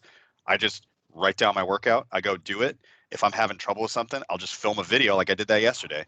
I was like, hey, Coach Jason's trying to help me with getting a snatch so I can get heavier weights on a snatch. And so I'll just send him a video of like, hey, this is where my snatch is at. And then he can send me a video back in like 2 minutes and be like, oh, hey, I need you to open out your pinky more. Like that this rotation will help you. And then I can go and try that and then send him another video and you get that course correction. We're both sitting in our houses. We got creepy little black mirrors in our pocket with all the world's information. And like, I'm just doing what I would normally do, but because we have the technology that we do and just the effort and intention of being like, hey, I want to get better. Hey, Coach Jason knows how to get better. We're going to connect and we're going to have a relationship to be able to make this stuff better. Like that, you have the opportunity to do that for so many different things. For me personally, it's been awesome. Absolutely. All right, man, let's get into it here. So, what is your full martial arts background? So, I'll kind of work you through this. So you already talked a little bit about kind of, wrestling. You started out wrestling. You did the Tiger MMA. When did you start really getting into like serious jiu-jitsu? I think right when I hit 14. I would say 13. I would say probably to 13 because I met some other guys. They started doing jiu-jitsu. They were doing like jiu-jitsu videos in their shed. Right. And then it was wild. We were just watching this little TV and we were copying the moves. And so it was like the Gracie's jiu-jitsu videos. And so I was just watching that. I was doing that. And then when another gym opened up in town, I went there and that's when I like felt like I was like, okay, this is what martial arts is supposed to be like. And what year was that? Was that 2008? I would say so. Yeah, I did. Yeah, about then. Yeah. 2007, 2008. All right. Yeah. So, and that, folks that don't know, you're a brown belt now. Been training like 10, 11 years then? 13 years. Yeah. 13 years. Yeah. Jeez, that's a long time. So, and that was that Gorilla MMA with that Brandon guy? Is that who it was? No, it was a guy named Josh. Are you talking about in the shed? No. The actual legit school you said. Oh, okay. Yeah. So no, it went. So we had a guy that was named Tyler Larson in town, and I was going to go train with him for a little bit, but I met Dylan, who is another guy that owns the gym in town here, and that's where I started training. And I went to and so then that's where I got started like in actual jiu-jitsu. I felt like where that was like I started really improving, understanding it. That's who I got my purple belt from. I've obviously went and traveled and trained with like Dave Camarillo, who is a stud. He cornered BJ Penn back in the day, all that stuff. So, and then back in the day, everybody kind of knew each other in martial arts. It was, somebody knew this guy or whatever. So you would go and visit their gym and you would go talk to them, and they would be willing to help you out and teach you. And so I got fortunate having good connections at an early age. When was your first jiu-jitsu class? Ooh, I want to say, man, I want to say 2007, 2008. I think it was like January or some. Do you remember what you did? We did we did shrimps for 30 minutes. Basically, just like basically we were just doing basic warm-ups, and then we did a mountain escape. I think that's what it was. So basically I've already done this at this point. I already did it at this point, but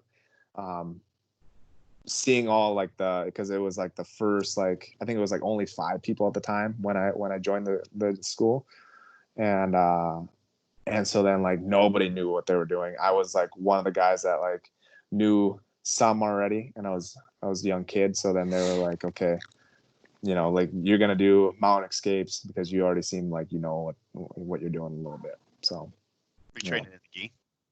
Yeah, it was my first time training in the gi. I think the first class, I think it was I think we did 1 no gi class and we did 1 gi class. I didn't have a gi at that time, so I had to borrow this karate gi, and it came up to my elbows. Yeah. So it was Did it have the weird collar?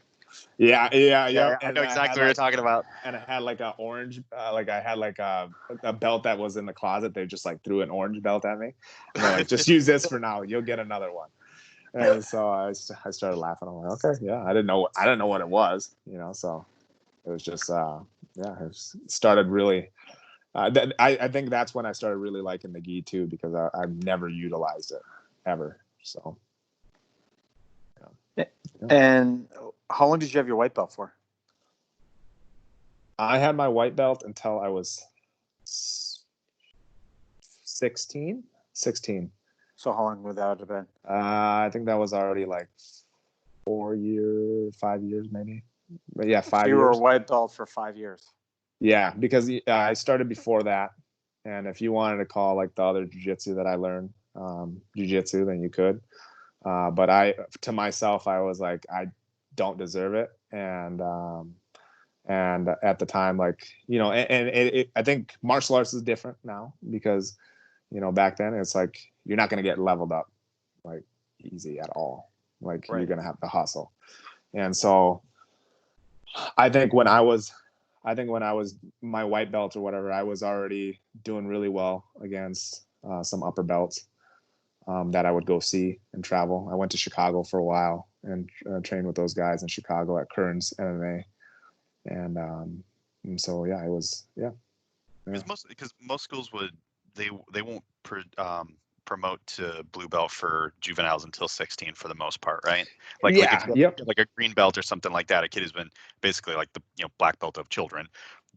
Most schools aren't going to promote them until 16 for the most part, right? Yeah, no, I think that's maybe the rule set that was going about. I know I got really addicted to Muay Thai at the time too. So I wasn't I was making classes. I was making I don't know, 3 or 4 classes a week, but it was not every day, multiple times a day. It was I became really good friends with the head coach of Muay Thai. And so then I would do 4 jiu-jitsu things, and then 2 times a week we would do MMA. And then I would do the rest of the week. I was all the way up until Sunday, I was training with the head Muay Thai guy. So Muay Thai was the coolest thing for me at that time. So. And some of the stuff that, stories you've told me is you're really just in the Shark Tank every day, where you're a boy amongst men, whether it's your sparring, kickboxing, MMA, jiu-jitsu, whatever, tell us about that. How do you think that's really shaped your who you are as a fighter now? I think at first it was very hard, obviously, like cried a lot in the shower. But being able to do that was a good eye opener of like where I want to be. Like if I can handle this guy that's like older than me, I would always look at it this way. Like if he was older than me, stronger than me, whatever it is, I would always look like I'm going to get you one day. I'm going to get you one day. Like my day's going to come.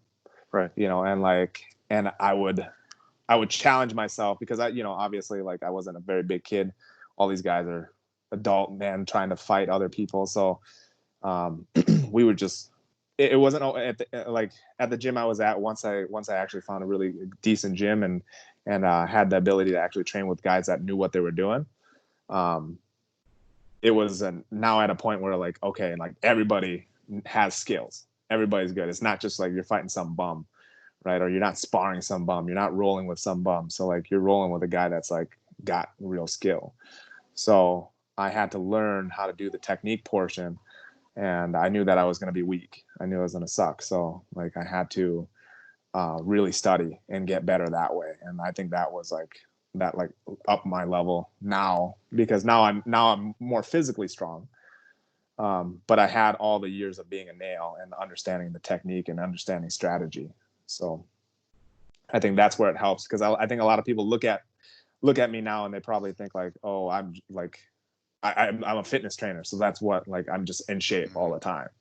Like, no, it's hard for me to stay in shape all the time. Like, it's like now people think that like I have to stay in shape. Like, so like in my mind, I'm like, okay, well, I have to like keep up in my level a little bit. And I think that's where you have to understand how to callous the body, right? Like when you're starting with kettlebells or you're starting with anything like that, you have to start small and slow. And then you eventually get tougher over time, or stronger over time. And, I think that's where I kind of fell into, Man, I think it's good for people to hear these stories where, it seems to me that a lot of our students think that, after 6 months, a year, they should be a blue belt. And they don't realize that, okay, yeah, now because you're training at an actual school with, reputable instructors, that, okay, that is a thing. And certain people do get promoted around that year mark, but a lot of people don't. A lot of people spend, the full 2 years, if not more, at white belt, and, somebody sees you and they see the end product where I don't think people realize that you've been training for 13 years. Like that's a long time to do anything, let alone jiu-jitsu. And so all that is a product of you doing all those things for 13 years. It didn't just happen. Like you said, you went through a lot of things that people didn't get to see, and we've talked about that before on other podcasts, but into that same point where, I work out, but like sometimes I struggle with my conditioning. Sometimes I struggle with my weight. Sometimes I struggle with lifting weights. Sometimes I struggle with jiu-jitsu, man. There's days that I go in to do jiu-jitsu and I'm like, I feel like I don't know what the fuck I'm doing, man. And like, I go sit in my car and I'm like, what am I doing? Like I got shit kicked out of me today, And people don't realize that, but it's good to see that. It's almost like that Instagram effect where you go on Instagram all the time and you see all these different people. It's everybody's highlights, man. Yeah, everybody looks like their highlights. It's not what's in the editing room. It's not the raw footage. All you see is the highlights. Yeah. Where it's good for people to hear about, behind the scenes stuff where it's like, man, I am a personal trainer, but it's not always good, right? I remember last year you were telling me you were really getting into lifting weights and eating, and you and your girlfriend, or what is she your girlfriend? Is she your fiance? What are we doing? Is that too soon?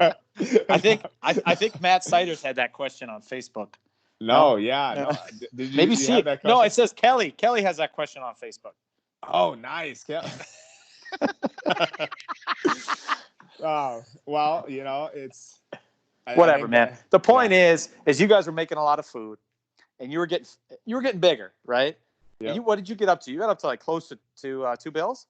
199. I think I hit 200. I hit 199. I hit 200. Okay, so I hit 200, and like Kelly treats me good. She always feeds me well. Oh, yeah. And so like I used to love to cook for myself, but like when I met Kelly, she's a stud. Like yeah, and then you told me, you said, yeah, I'm gonna fight again.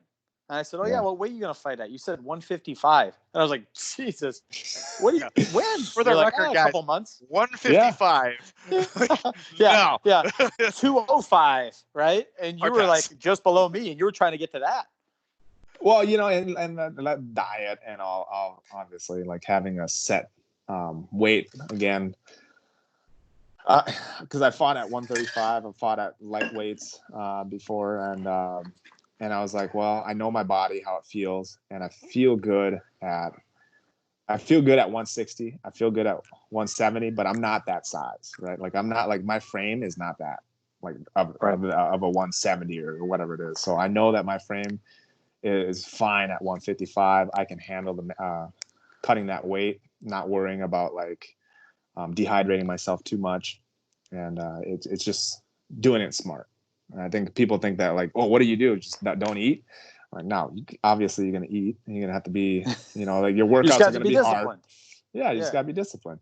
Yeah. So what do you walk around at now? I am about 195, I believe. Yeah. He knows. What's it really? 195. There's no way. What did you weigh before all this bullshit happened?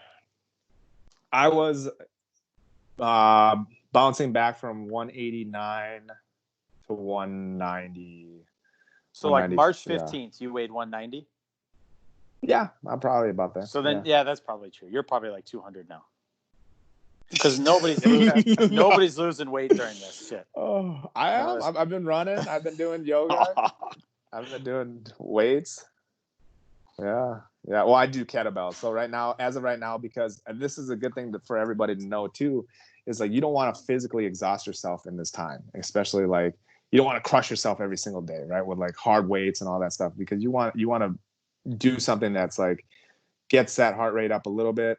You're staying healthy, you're maintaining, but you're not doing anything like you're not looking to be an Olympian right now, right? So because everybody's getting sick, you don't want to weaken your immune system, and you know, and obviously I have a person like Kelly taking care of me and being able to like tell me when I'm going a little crazy, because I sometimes get a little crazy in my head. I'm like, I'll be at 1 o'clock at night and I'm like, I'm gonna do a lift, and she's like, dude, come on, just knock it off for a second. You're fine.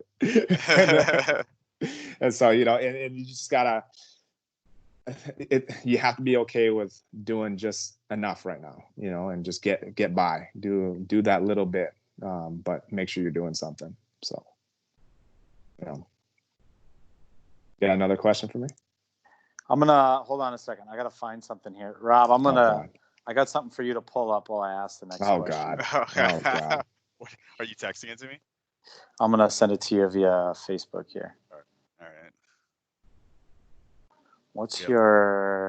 We have the most professional production in all of podcasts, by the way. I see that, yeah. Courtesy of Microsoft Teams, which is literally just we're just on a conference call right now, people. It's just hate to. What's your Facebook handle thing? Is it just Rob Ash, right? Yeah. Or do you go by something else? What are you on Facebook? It's just my name. It's my name, dog. Rob does not exist. That's on Instagram. That's on Instagram. That's Instagram. Yeah, that's right.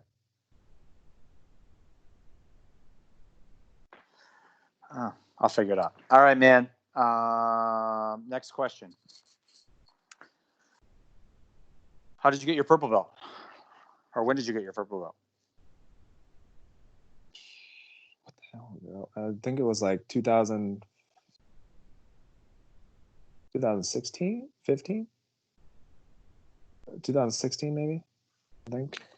And you were telling me that like you have to do, you know, you're kind of come from this lineage of where you got to struggle a little bit to get these belts, right? So you kind of have to do big things where you have to go like win a big tournament, or, you know, you kind of have to prove your worth. It's not just something where you can show up and, you know, put the time in, right?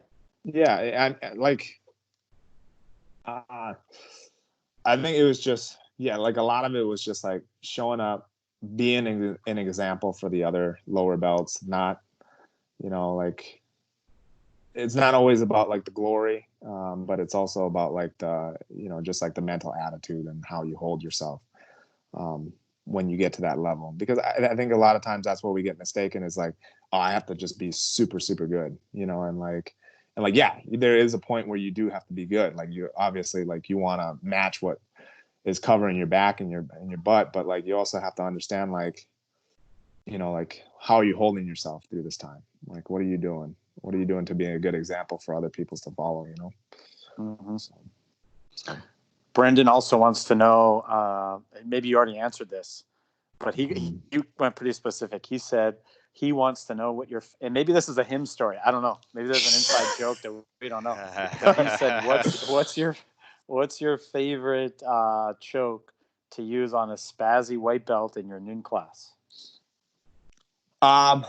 Okay. I got a few. I guess I use a bread cutter. I do that one because it usually gives me their back.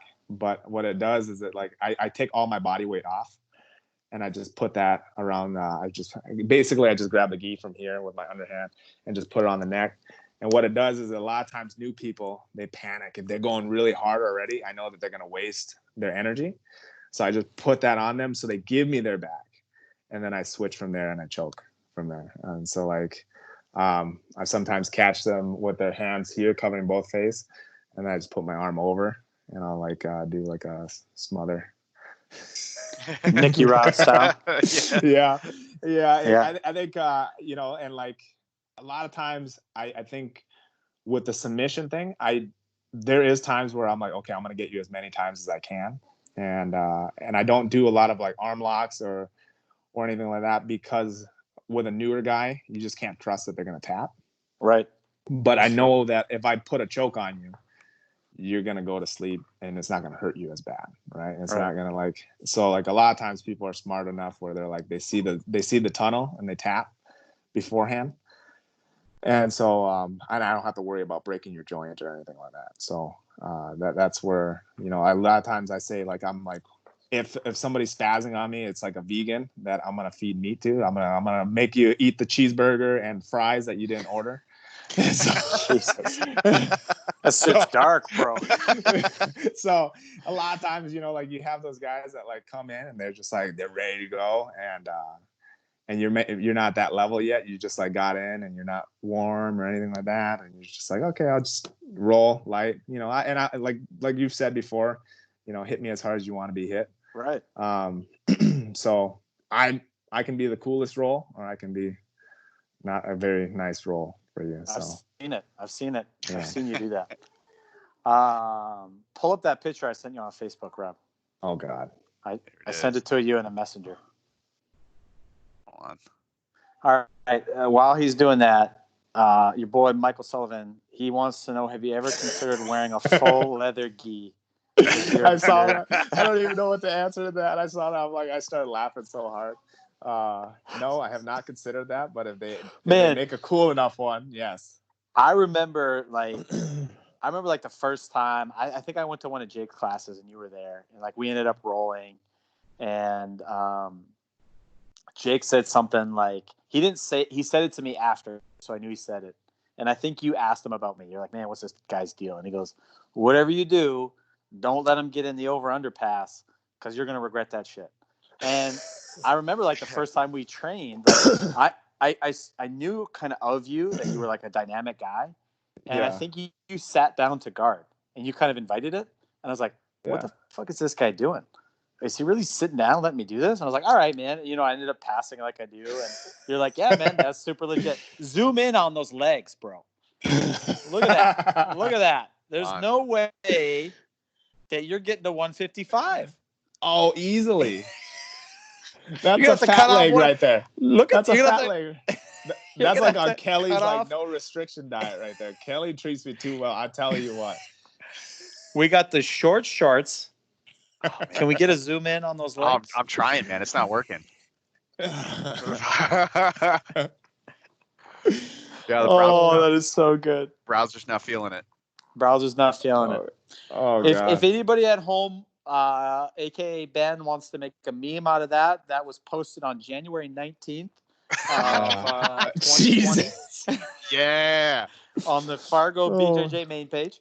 But yeah, and I think we were leaving that day.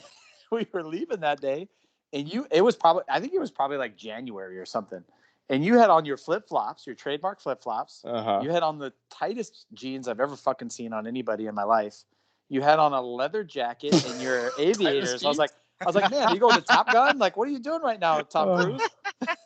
Yeah. Yeah. Fashion icon. I don't really. It's a fashion icon. I'm jealous. Is what's happening. I'm jealous. Yeah. See, a lot of times, I'm like, I don't. I think people put too much thought in their clothes, so I'm like, I'll just throw whatever I have on. That's such bullshit. And it just ends up. Just throw your clothes on everybody. You're like, dude, oh, does this fanny pack match my eyes? Oh, it's good. It just happens to work out.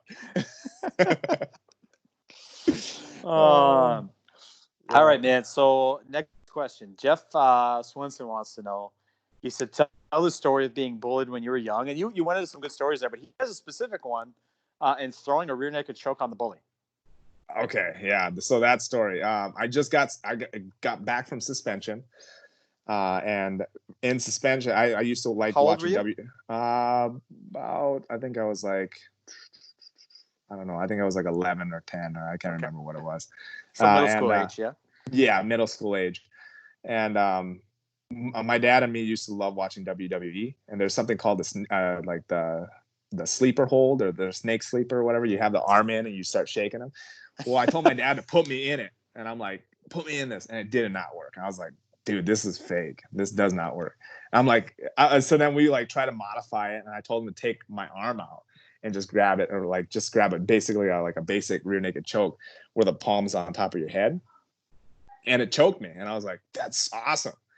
And so I was like, that's super sweet. Well, then I got back in school and I sat at this table, and this kid, like, I had gum or whatever. He grabs my gum pack out of my hand and starts handing everything to all the other kids around me. And then he tosses it. He's like, and he starts laughing. He's a tall kid, just lanky, skinny and like goofy looking. And he just told me, like, he's like, what are you gonna do, Natal? You can't do anything. Like, he's like, you just got back from suspension. You're not gonna do anything. And so I wrestled. So I took his back right away. I like got into a body lock, and my back was on the stage. Like, there's a stage in Moorhead where like you can have like this like little like they do like little like plays and stuff there. So I put my back on the stage, and I had a choke. I had that rear naked choke on. I didn't know what it was. So I just started like arching my back. I didn't know how to squeeze or anything. So I didn't know what I was doing. And I arched my back, and I'm talking to him this whole time. I'm like, don't do that again. And I'm like, if I let you go, because I was scared because he was a lot bigger than me. I was like, if I let you go, you can't hit me. You can't punch me. And he's not saying anything. And I'm like, all right. I'm like, don't do anything. And so I let go of him, and he slides down off my chest and is going like that, And I'm like, oh. And everybody's like, you killed him, because we're all kids. Yeah. So I'm like, I didn't kill him. And I'm like trying to lift him up and shake him and all that stuff. And that's after that, that's when I got into martial arts, because my dad, like that, because after that I was like in big trouble. Luckily, the kid's mom worked at the school, so she's like, yeah, my kid's a dick. It's okay. That's awesome. He deserved it. You don't find that anymore, like no. Now it would be like a lawsuit. So I got out of that one, but yeah, that's kind of what happened. All right. His next question here is: have you had? Obviously, you have. But let's do with like, what are your big injuries that you've had throughout your career, and how have you dealt with them? I tore both of my labrums. I have herniated my disc in my back, 2 of them, and then I've obviously torn like my meniscus and blew out my ankle, tore my Achilles, and so what I did, a lot of it was I did a lot of research. At this time, I worked with a good chiropractor, Chris Doctor, who does more like physical therapy type stuff. And so I had a good resource at this time, and he took a lot of good care of me. And so what I was doing was I was working stabilization stuff. I was working, basic little. I think that's when I was starting to do yoga and more of like not just strength and conditioning, but like I think that's another thing that gets skewed is people like to work out too hard, and they like to just like think about throwing the biggest weights around and all that stuff, but they're not really actually working on anything that's helping them for longevity wise. And so I was focusing on more stability, more balance, more proprioception type training. And when I was not fighting, I was focusing on just making myself stronger, more, because I was really mobile. I was super mobile. Like my joints were, I was hypermobile, and so I had to tighten up my ligaments. And so, I learned things over time. I had good resources. I studied a lot. And that's kind of how I dealt with them. So, yeah. But, and probably something that people don't know, again, we talked a little bit about this with you and, knowing where, having somebody who's been where you've been, or at least understands what you're doing. Because I've been to chiropractors where they're like, what do you do again? Oh, is it that South American ground karate? Oh, cool. Mm-hmm. And then they try to adjust me. And I'm like, no, you don't know what you're doing because you don't know what I do. And I need somebody who knows what I do. Doctor used to train jiu-jitsu. Yeah, he used to come to my noon classes back in the day. Yeah. So, for guys out there, Fargo BJJ who are looking for maybe a little help with an injury or something, I know Professor George is going to him right now for his shoulder, and good things. Every time I talk to Professor George, he has nothing but good things to say about, what's going on with his shoulder and the rehab that they're doing and trying to put him back together. So if guys need somebody, I mean, here's a guy who's been through it. He knows exactly, when you're like, hey, somebody, they're passing my guard and they smashed me and now I got a herniated disc. Yep. He's going to know what that is, right? Yep, absolutely. Yeah, he's a great resource. I have, I'm fortunate enough to work with him. So he, obviously I pick his brain all the time about things. And yeah. So his last question, he wrote 3 questions here, is what kind of game do you prefer to play? He throws in pressure game, guard, passing, top positions, just kind of all just the general game. So just the specific question is, what kind of game do you prefer to play? It depends on the person. It depends on who I'm going with. You have, once you've been doing it for a while, you realize like you can't do the same thing always. You can do some sort of it. You can do a variation of it, but you can't always pressure somebody. Sometimes people are really good at leg locks. You pressure them, you get caught up in a leg lock. If somebody's really good at it, if you're doing a float game, sometimes you're easy. You could get leg locked, or you could get you swept, or whatever it is. So it just depends on who I'm going with. So let me ask you this: gi or no gi? Okay, I think gi. Gi. Yeah. Okay. Yeah. So gi jiu-jitsu. Who's the world champion at heavyweight? Let me find it out. Stand by. Talk about jiu-jitsu? Yeah. Like just the standard heavyweight division? Yeah. So Lucas Lepre, right? You know Lucas? Yep. Okay. So Lucas Lepre, you're going to go against him in a match. Heavyweight world champion. Okay. What game are you playing? If you win, you get $1 million. If you lose, you just lost to Lucas Lepre. You start from the feet, slap hands. What are you doing? Try to get on top, pressure, get on top and in control. Create a scramble. I think I excel well in scrambles. I like to create a lot of movement, a lot of chaos, and I feel like I handle that well. So I don't think that I would. So like a lot of times, like I might pull a shot, I might shoot in on him, and then off of that, I would go straight to my back. Or if I get stuffed or whatever it is, I'm not fighting to get a move or anything like that. I like to flow a little more. So like if I get denied of a takedown, I'm looking to pull some type of guard. Off of that guard, I'm looking to get back up to my top position to control and submit. So yeah, I think that there's where I am a pressure game kind of guy. I think you would be the exact opposite, where I'm kind of trying to kill you through pressure. It's a very slow game, where you're the exact opposite, where you have a very dynamic game. And I notice, when we've trained in the past, it's very hard for me to kind of get anything going because I find myself chasing you, where you're running around. Yeah. You're floating on top of me using neon belly switches a lot. And, I think that answers that question where, there's a pressure game there, but it's a lot more like a Mendez brother style passing where it's aggressive. It's not, like you were saying earlier, it's not miscalculated. It's very calculated, but it's aggressive. And it's not like, what's the Unity coach?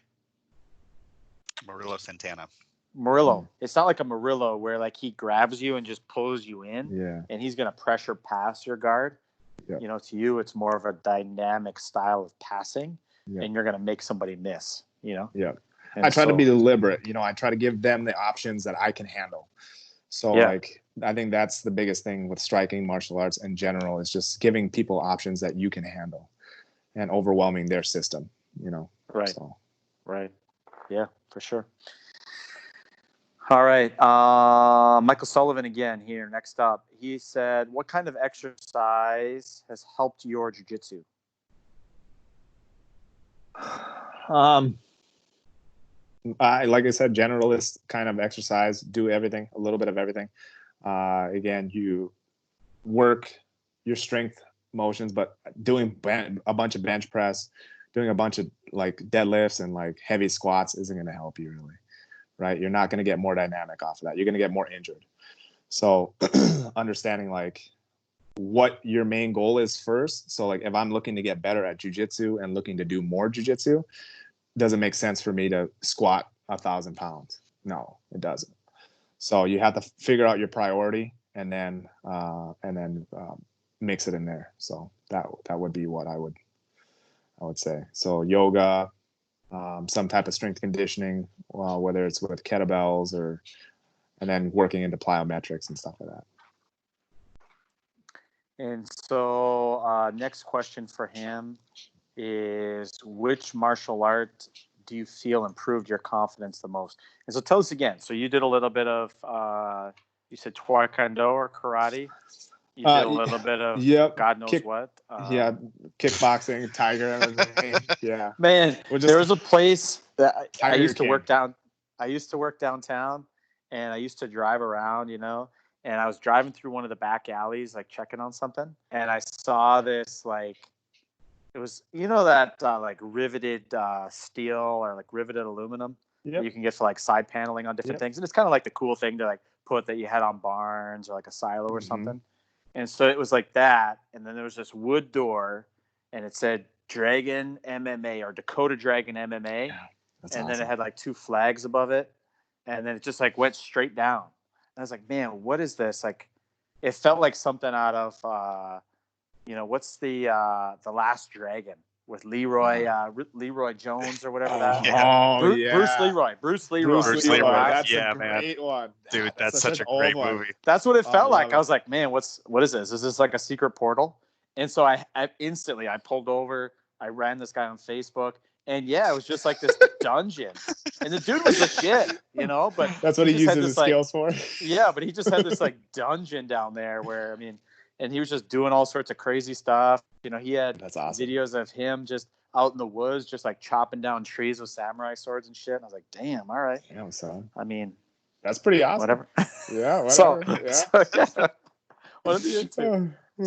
So a little bit of everything. So wrestling, Taekwondo, Muay Thai, obviously, Jiu-Jitsu, boxing. A little bit of boxing, yeah. Anything else? Besides like messing around with like guys that have done judo and stuff like that. I had a good friend named Ewan. He was from England and he did a lot of judo. He was like considered going to go in the Olympics or something and at one point. And so I got to train with him for a while. And so he's a good guy to have for judo wise. I think I was just like, I everything. Did you train with that judo guy that came last summer? Oh no, last fall. Lakaya. Yeah, something like that. Yeah, he's a super nice guy. No, I didn't get to train with him. Yeah. When I was at I did some judo at the local judo place over the summer, and he showed up there and he like taught a class and he was just messing around, and we did a round, and I think the first one he went for something and it ended up on the ground. It wasn't anything clean, and we went back and forth and had a little exchange, and then we restarted on the feet, and I think he like realized what we were doing. Like I don't know if he was just kind of playing before, he really wasn't sure. Yeah. He hit the cleanest Ippon Seoinage on me that like people have tried to do it before, and I usually just take their back and choke them out. But he was moving around, and I was like, oh shit, he's moving. I don't know what's gonna happen. And all of a sudden, like I'm on my back, and I just started laughing. I was like, oh my god, like that was just so ridiculous. Yeah, he has beautiful. And then he tries to armbar me, and I'm like, Jesus Christ, man, get off me. Yeah, yeah. For those of you that don't know what that is, it's basically like he grabs him and basically makes Matt do a complete front flip. Yeah, he just comes underneath me, and then I end up on my back. It was crazy. Yeah, he's on Instagram, and he's he was showing that there was like a guy holding the guy that he was gonna throw's belt, and then he had another guy pulling on him with a rope. And he's just dropping this judo throw, trying to drop this judo throw. And I'm like, damn, dude. He's tossing people on their face. Yeah, he's super good. He's actually looking to go in the Olympics. Yeah, right? I still talk to him a little bit. Yeah, he's a nice guy. So what martial art do you feel improved your confidence the most? MMA, I would say. Just like everything? Yeah, everything. I think if you want to have confidence, you got to do a little bit of everything. I think it's important because you don't know what's going to happen. You just don't. So, his next question is, and I assume this is a jiu-jitsu question, but what type of game do you think is best for injury prevention and longevity? Top game. I think that having a good understanding of being on top. I think guard players. I think it's very creative, and it's exciting when you're like able to like throw a bunch of like different loopholes, but it's just hard on your back. It's hard on your knees. It's hard, getting beaten up a lot, and like you're not actually getting beat up, but like you're taking somebody's like full pressure most of the time, where you're always trying to defend and all that stuff. I think that's where you get hurt. When you're actually being the aggressor and in a deliberate way, you're less likely to get hurt. Man, I would say, for that, like a guy like Michael should be playing guard. And for him, I would say if you can lessen somebody smashing you, so like playing a spider, playing a lasso, keeping somebody at distance, but still controlling them, like you're going to have a lot better time. But to your point where it's not natural for somebody to be smashing you and involuntarily you're getting folded in half. Right? Like that's not good. Right. And so that's going to mess up your spine. I remember this is years ago, but there was a guy down in Colorado, and he was like the Berimbolo guy before Berimbolo was cool. Right. And so he was this young dude. And I for some reason, I was bigger than I am now, but I was like, man, I'm gonna start Berimboloing dudes. And I think I just probably watched a Paulo Miao video, and I was like, fuck it, man. Like he's killing everybody with it, and just that, it's time. Like I'm just gonna go start Berimboloing dudes. And so we went down there for I think to visit Joey Mack or something. And I remember asking him about it, and he's probably around 30 years old now, I would say. So probably 26, 27 at the time. Probably been doing jiu-jitsu for, 5-6 years at least, 7 maybe. And he looks at me and I said, teach me everything there is to teach about Berimbolo. I want to know it all, man. Give me all the good stuff. There's a private. And he looked at me and he goes, man, fuck Berimbolo. He goes, I used to do that stuff all the time. And he said what happened is people kept, every time I'd invert to go underneath them, they'd smash me to defend. And he goes, I got my neck all jacked up in my back. I blew out a disc in my back. And he goes, I don't do none of that shit anymore.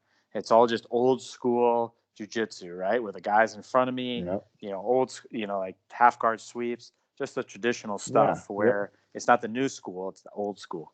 So I would say that to Michael, like using that old school game, it works at the highest levels. Yep. You know, just keeping people off you, to your point. Like, man, people pressuring into you. And, you know, I think a lot about that where, you know, Rob plays a lot of these games where he throws the lasso hook. And sometimes it's not to play lasso, it's just as a guard retention. But a lot of times, man, like he gets that, you know, where his knee and his shin are crossed, and I'm pressuring in the whole time. Yeah. Right? Yep. I'm like, man, I'm just waiting for snap, pop, crackle, tear of that knee. And he's just natural. He's trying to. He's like, I want to hear it. Because that's not natural for me. Like your knee isn't supposed to like come at you like that, right? Yeah. But you're you're putting it across as a frame. And yeah, that's dangerous, man. Yeah. All right. And you talked about this a little bit earlier, I think, but he brought up this question again. Is which other martial arts would you recommend for people that only train jiu-jitsu? And maybe this is like a cross-training question, you know. So if I train jiu-jitsu and I want to cross-train in another martial art, which one do you recommend? Boxing or some type of stand-up. Something that's like allows you to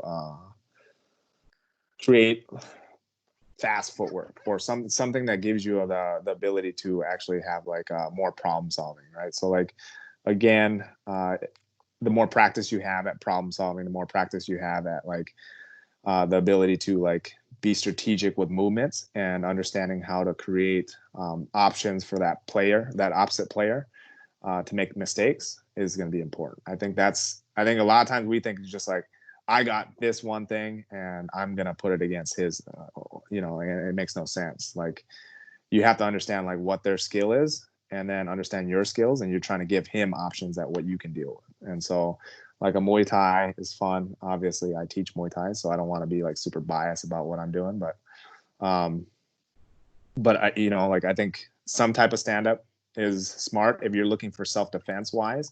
I think being able to have that skill in your back pocket is really important. If you're just talking about like, if you're just looking for, I don't know, jiu-jitsu wise and more grappling based, I would say wrestling, some type of judo or something, you know. I think the only thing with judo sometimes is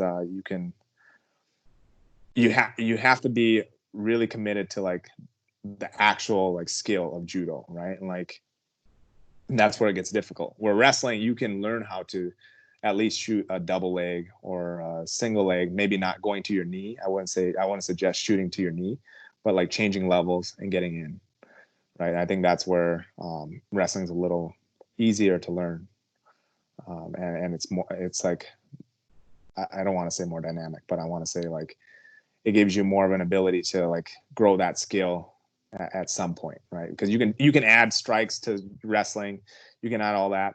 Sometimes judo requires a gi, and you don't always have a gi. So yeah, I would agree with that 100%. Where, you know, I did judo for a little bit, and you know, we've done judo throws, and what I didn't realize is like the complexity of jiu-jitsu or judo, where it's not just you know, Rob sent me this this thing. What was it? Osotogari? Is that what he kept saying? Yeah, Crystalia.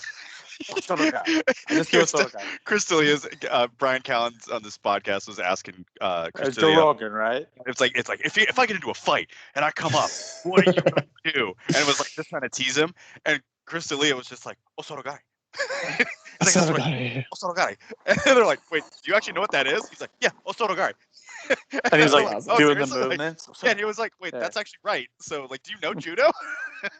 That's funny. That's very funny. But it's not just like I off balance you kind of and I sweep your leg. It's a lot of like upper body turning for Kazushi. Yeah. And then you have to be moving in the right direction.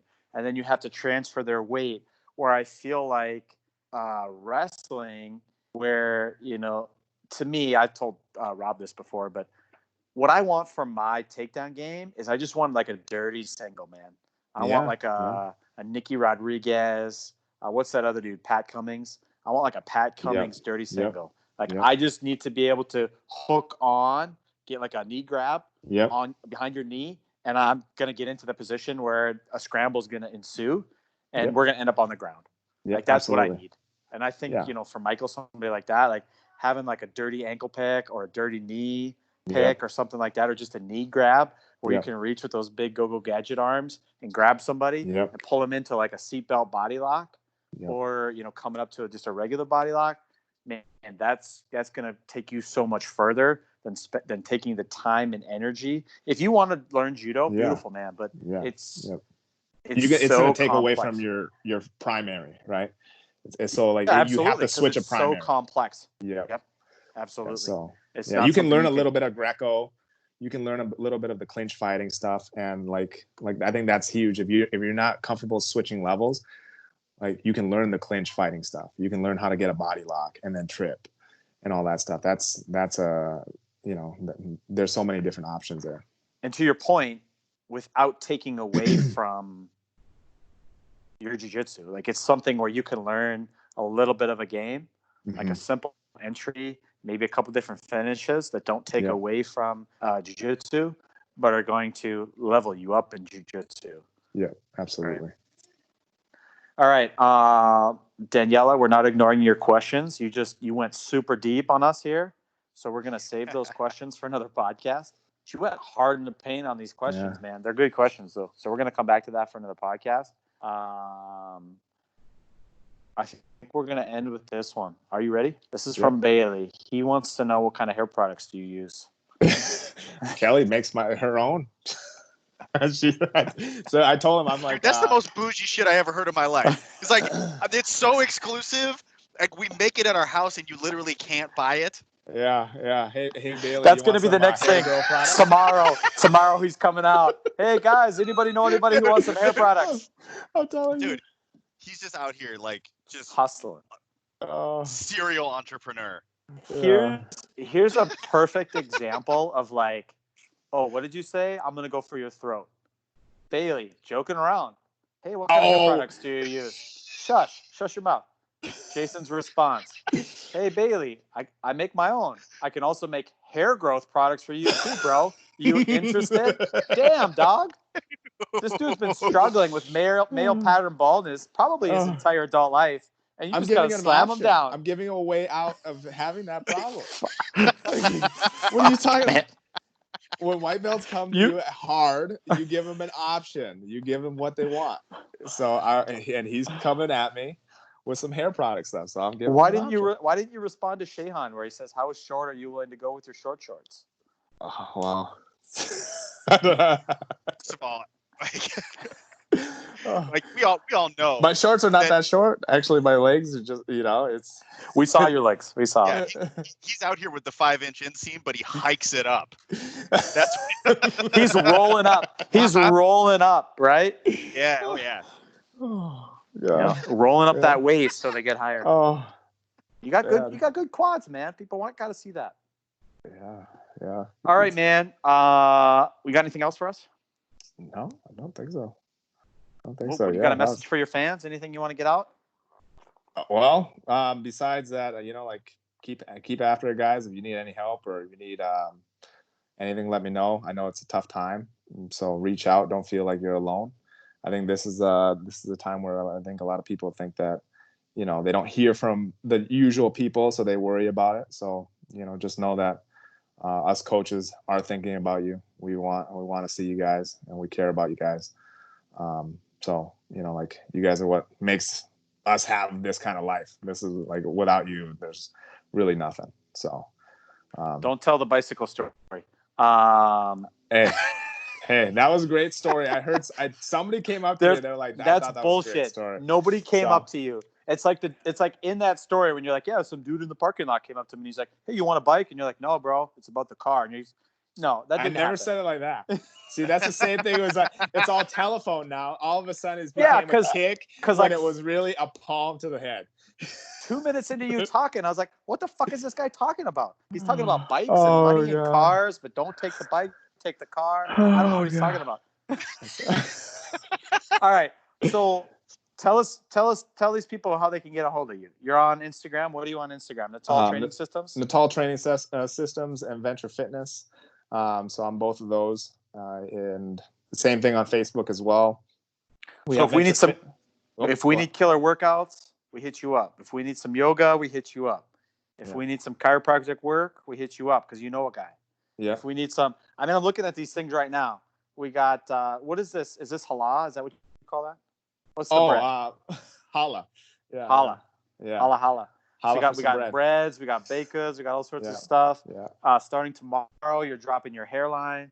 Yeah. Your hair product line. Yeah. Bailey, you can be my first client, please. Yeah. So breaking bread with Kelly is the new thing that we just started. I'm implementing different things in that group too. So if you guys want any breads, juices, anything like that, let us know. Coffees, you guys do coffees. Yeah, yep. Kelly's a stud. So very cool. And I'm just a transporter to all that stuff. So yeah. What do you got, Rob? Anything? Is Rob done? Rob's frozen. Out? I don't know. We gotta wait for him to come back. Yo, is he really out? Yeah, I guess. What happened? Man, teams crashed on me. All right, man, close this out. What do you got? Anything? Yeah. Other than that, just thank you. Please make sure you click like and subscribe on the YouTube for Not Your Restaurant and our Instagram at Not Your Restaurant. Still working on trying to get things up. Getting stuff onto the iTunes podcast platform. It takes a lot of production work and setting up an RSS feed. I just have not had the time to go through and take all the audio. They will end up there, but in the meantime, just go to YouTube or we'll be linking everything up on the Facebook page. But just thank you guys for the support. Please keep sending in your comments, questions. We appreciate it. And other than that, that's all I got. All right. Thank you, guys. Thank you, Jason. We're going to do this again, man. We had a good time. I had a good time. Yeah, it was fun. It was really fun. Yeah, I was a little nervous the whole time. I drank an energy drink. I usually try not to. Why are you guys so nervous? George was the same way. He's like, "Oh, I'm so nervous about it." It's good, man. I know. I just get nervous about things. I don't know what it is. It's good though, right? Yeah, it was really good. It's going to be good. I leveled up, right? We all leveled up. Yeah. Yeah, absolutely. Yeah. All right, man. Appreciate you guys. Later. See ya. Oh God.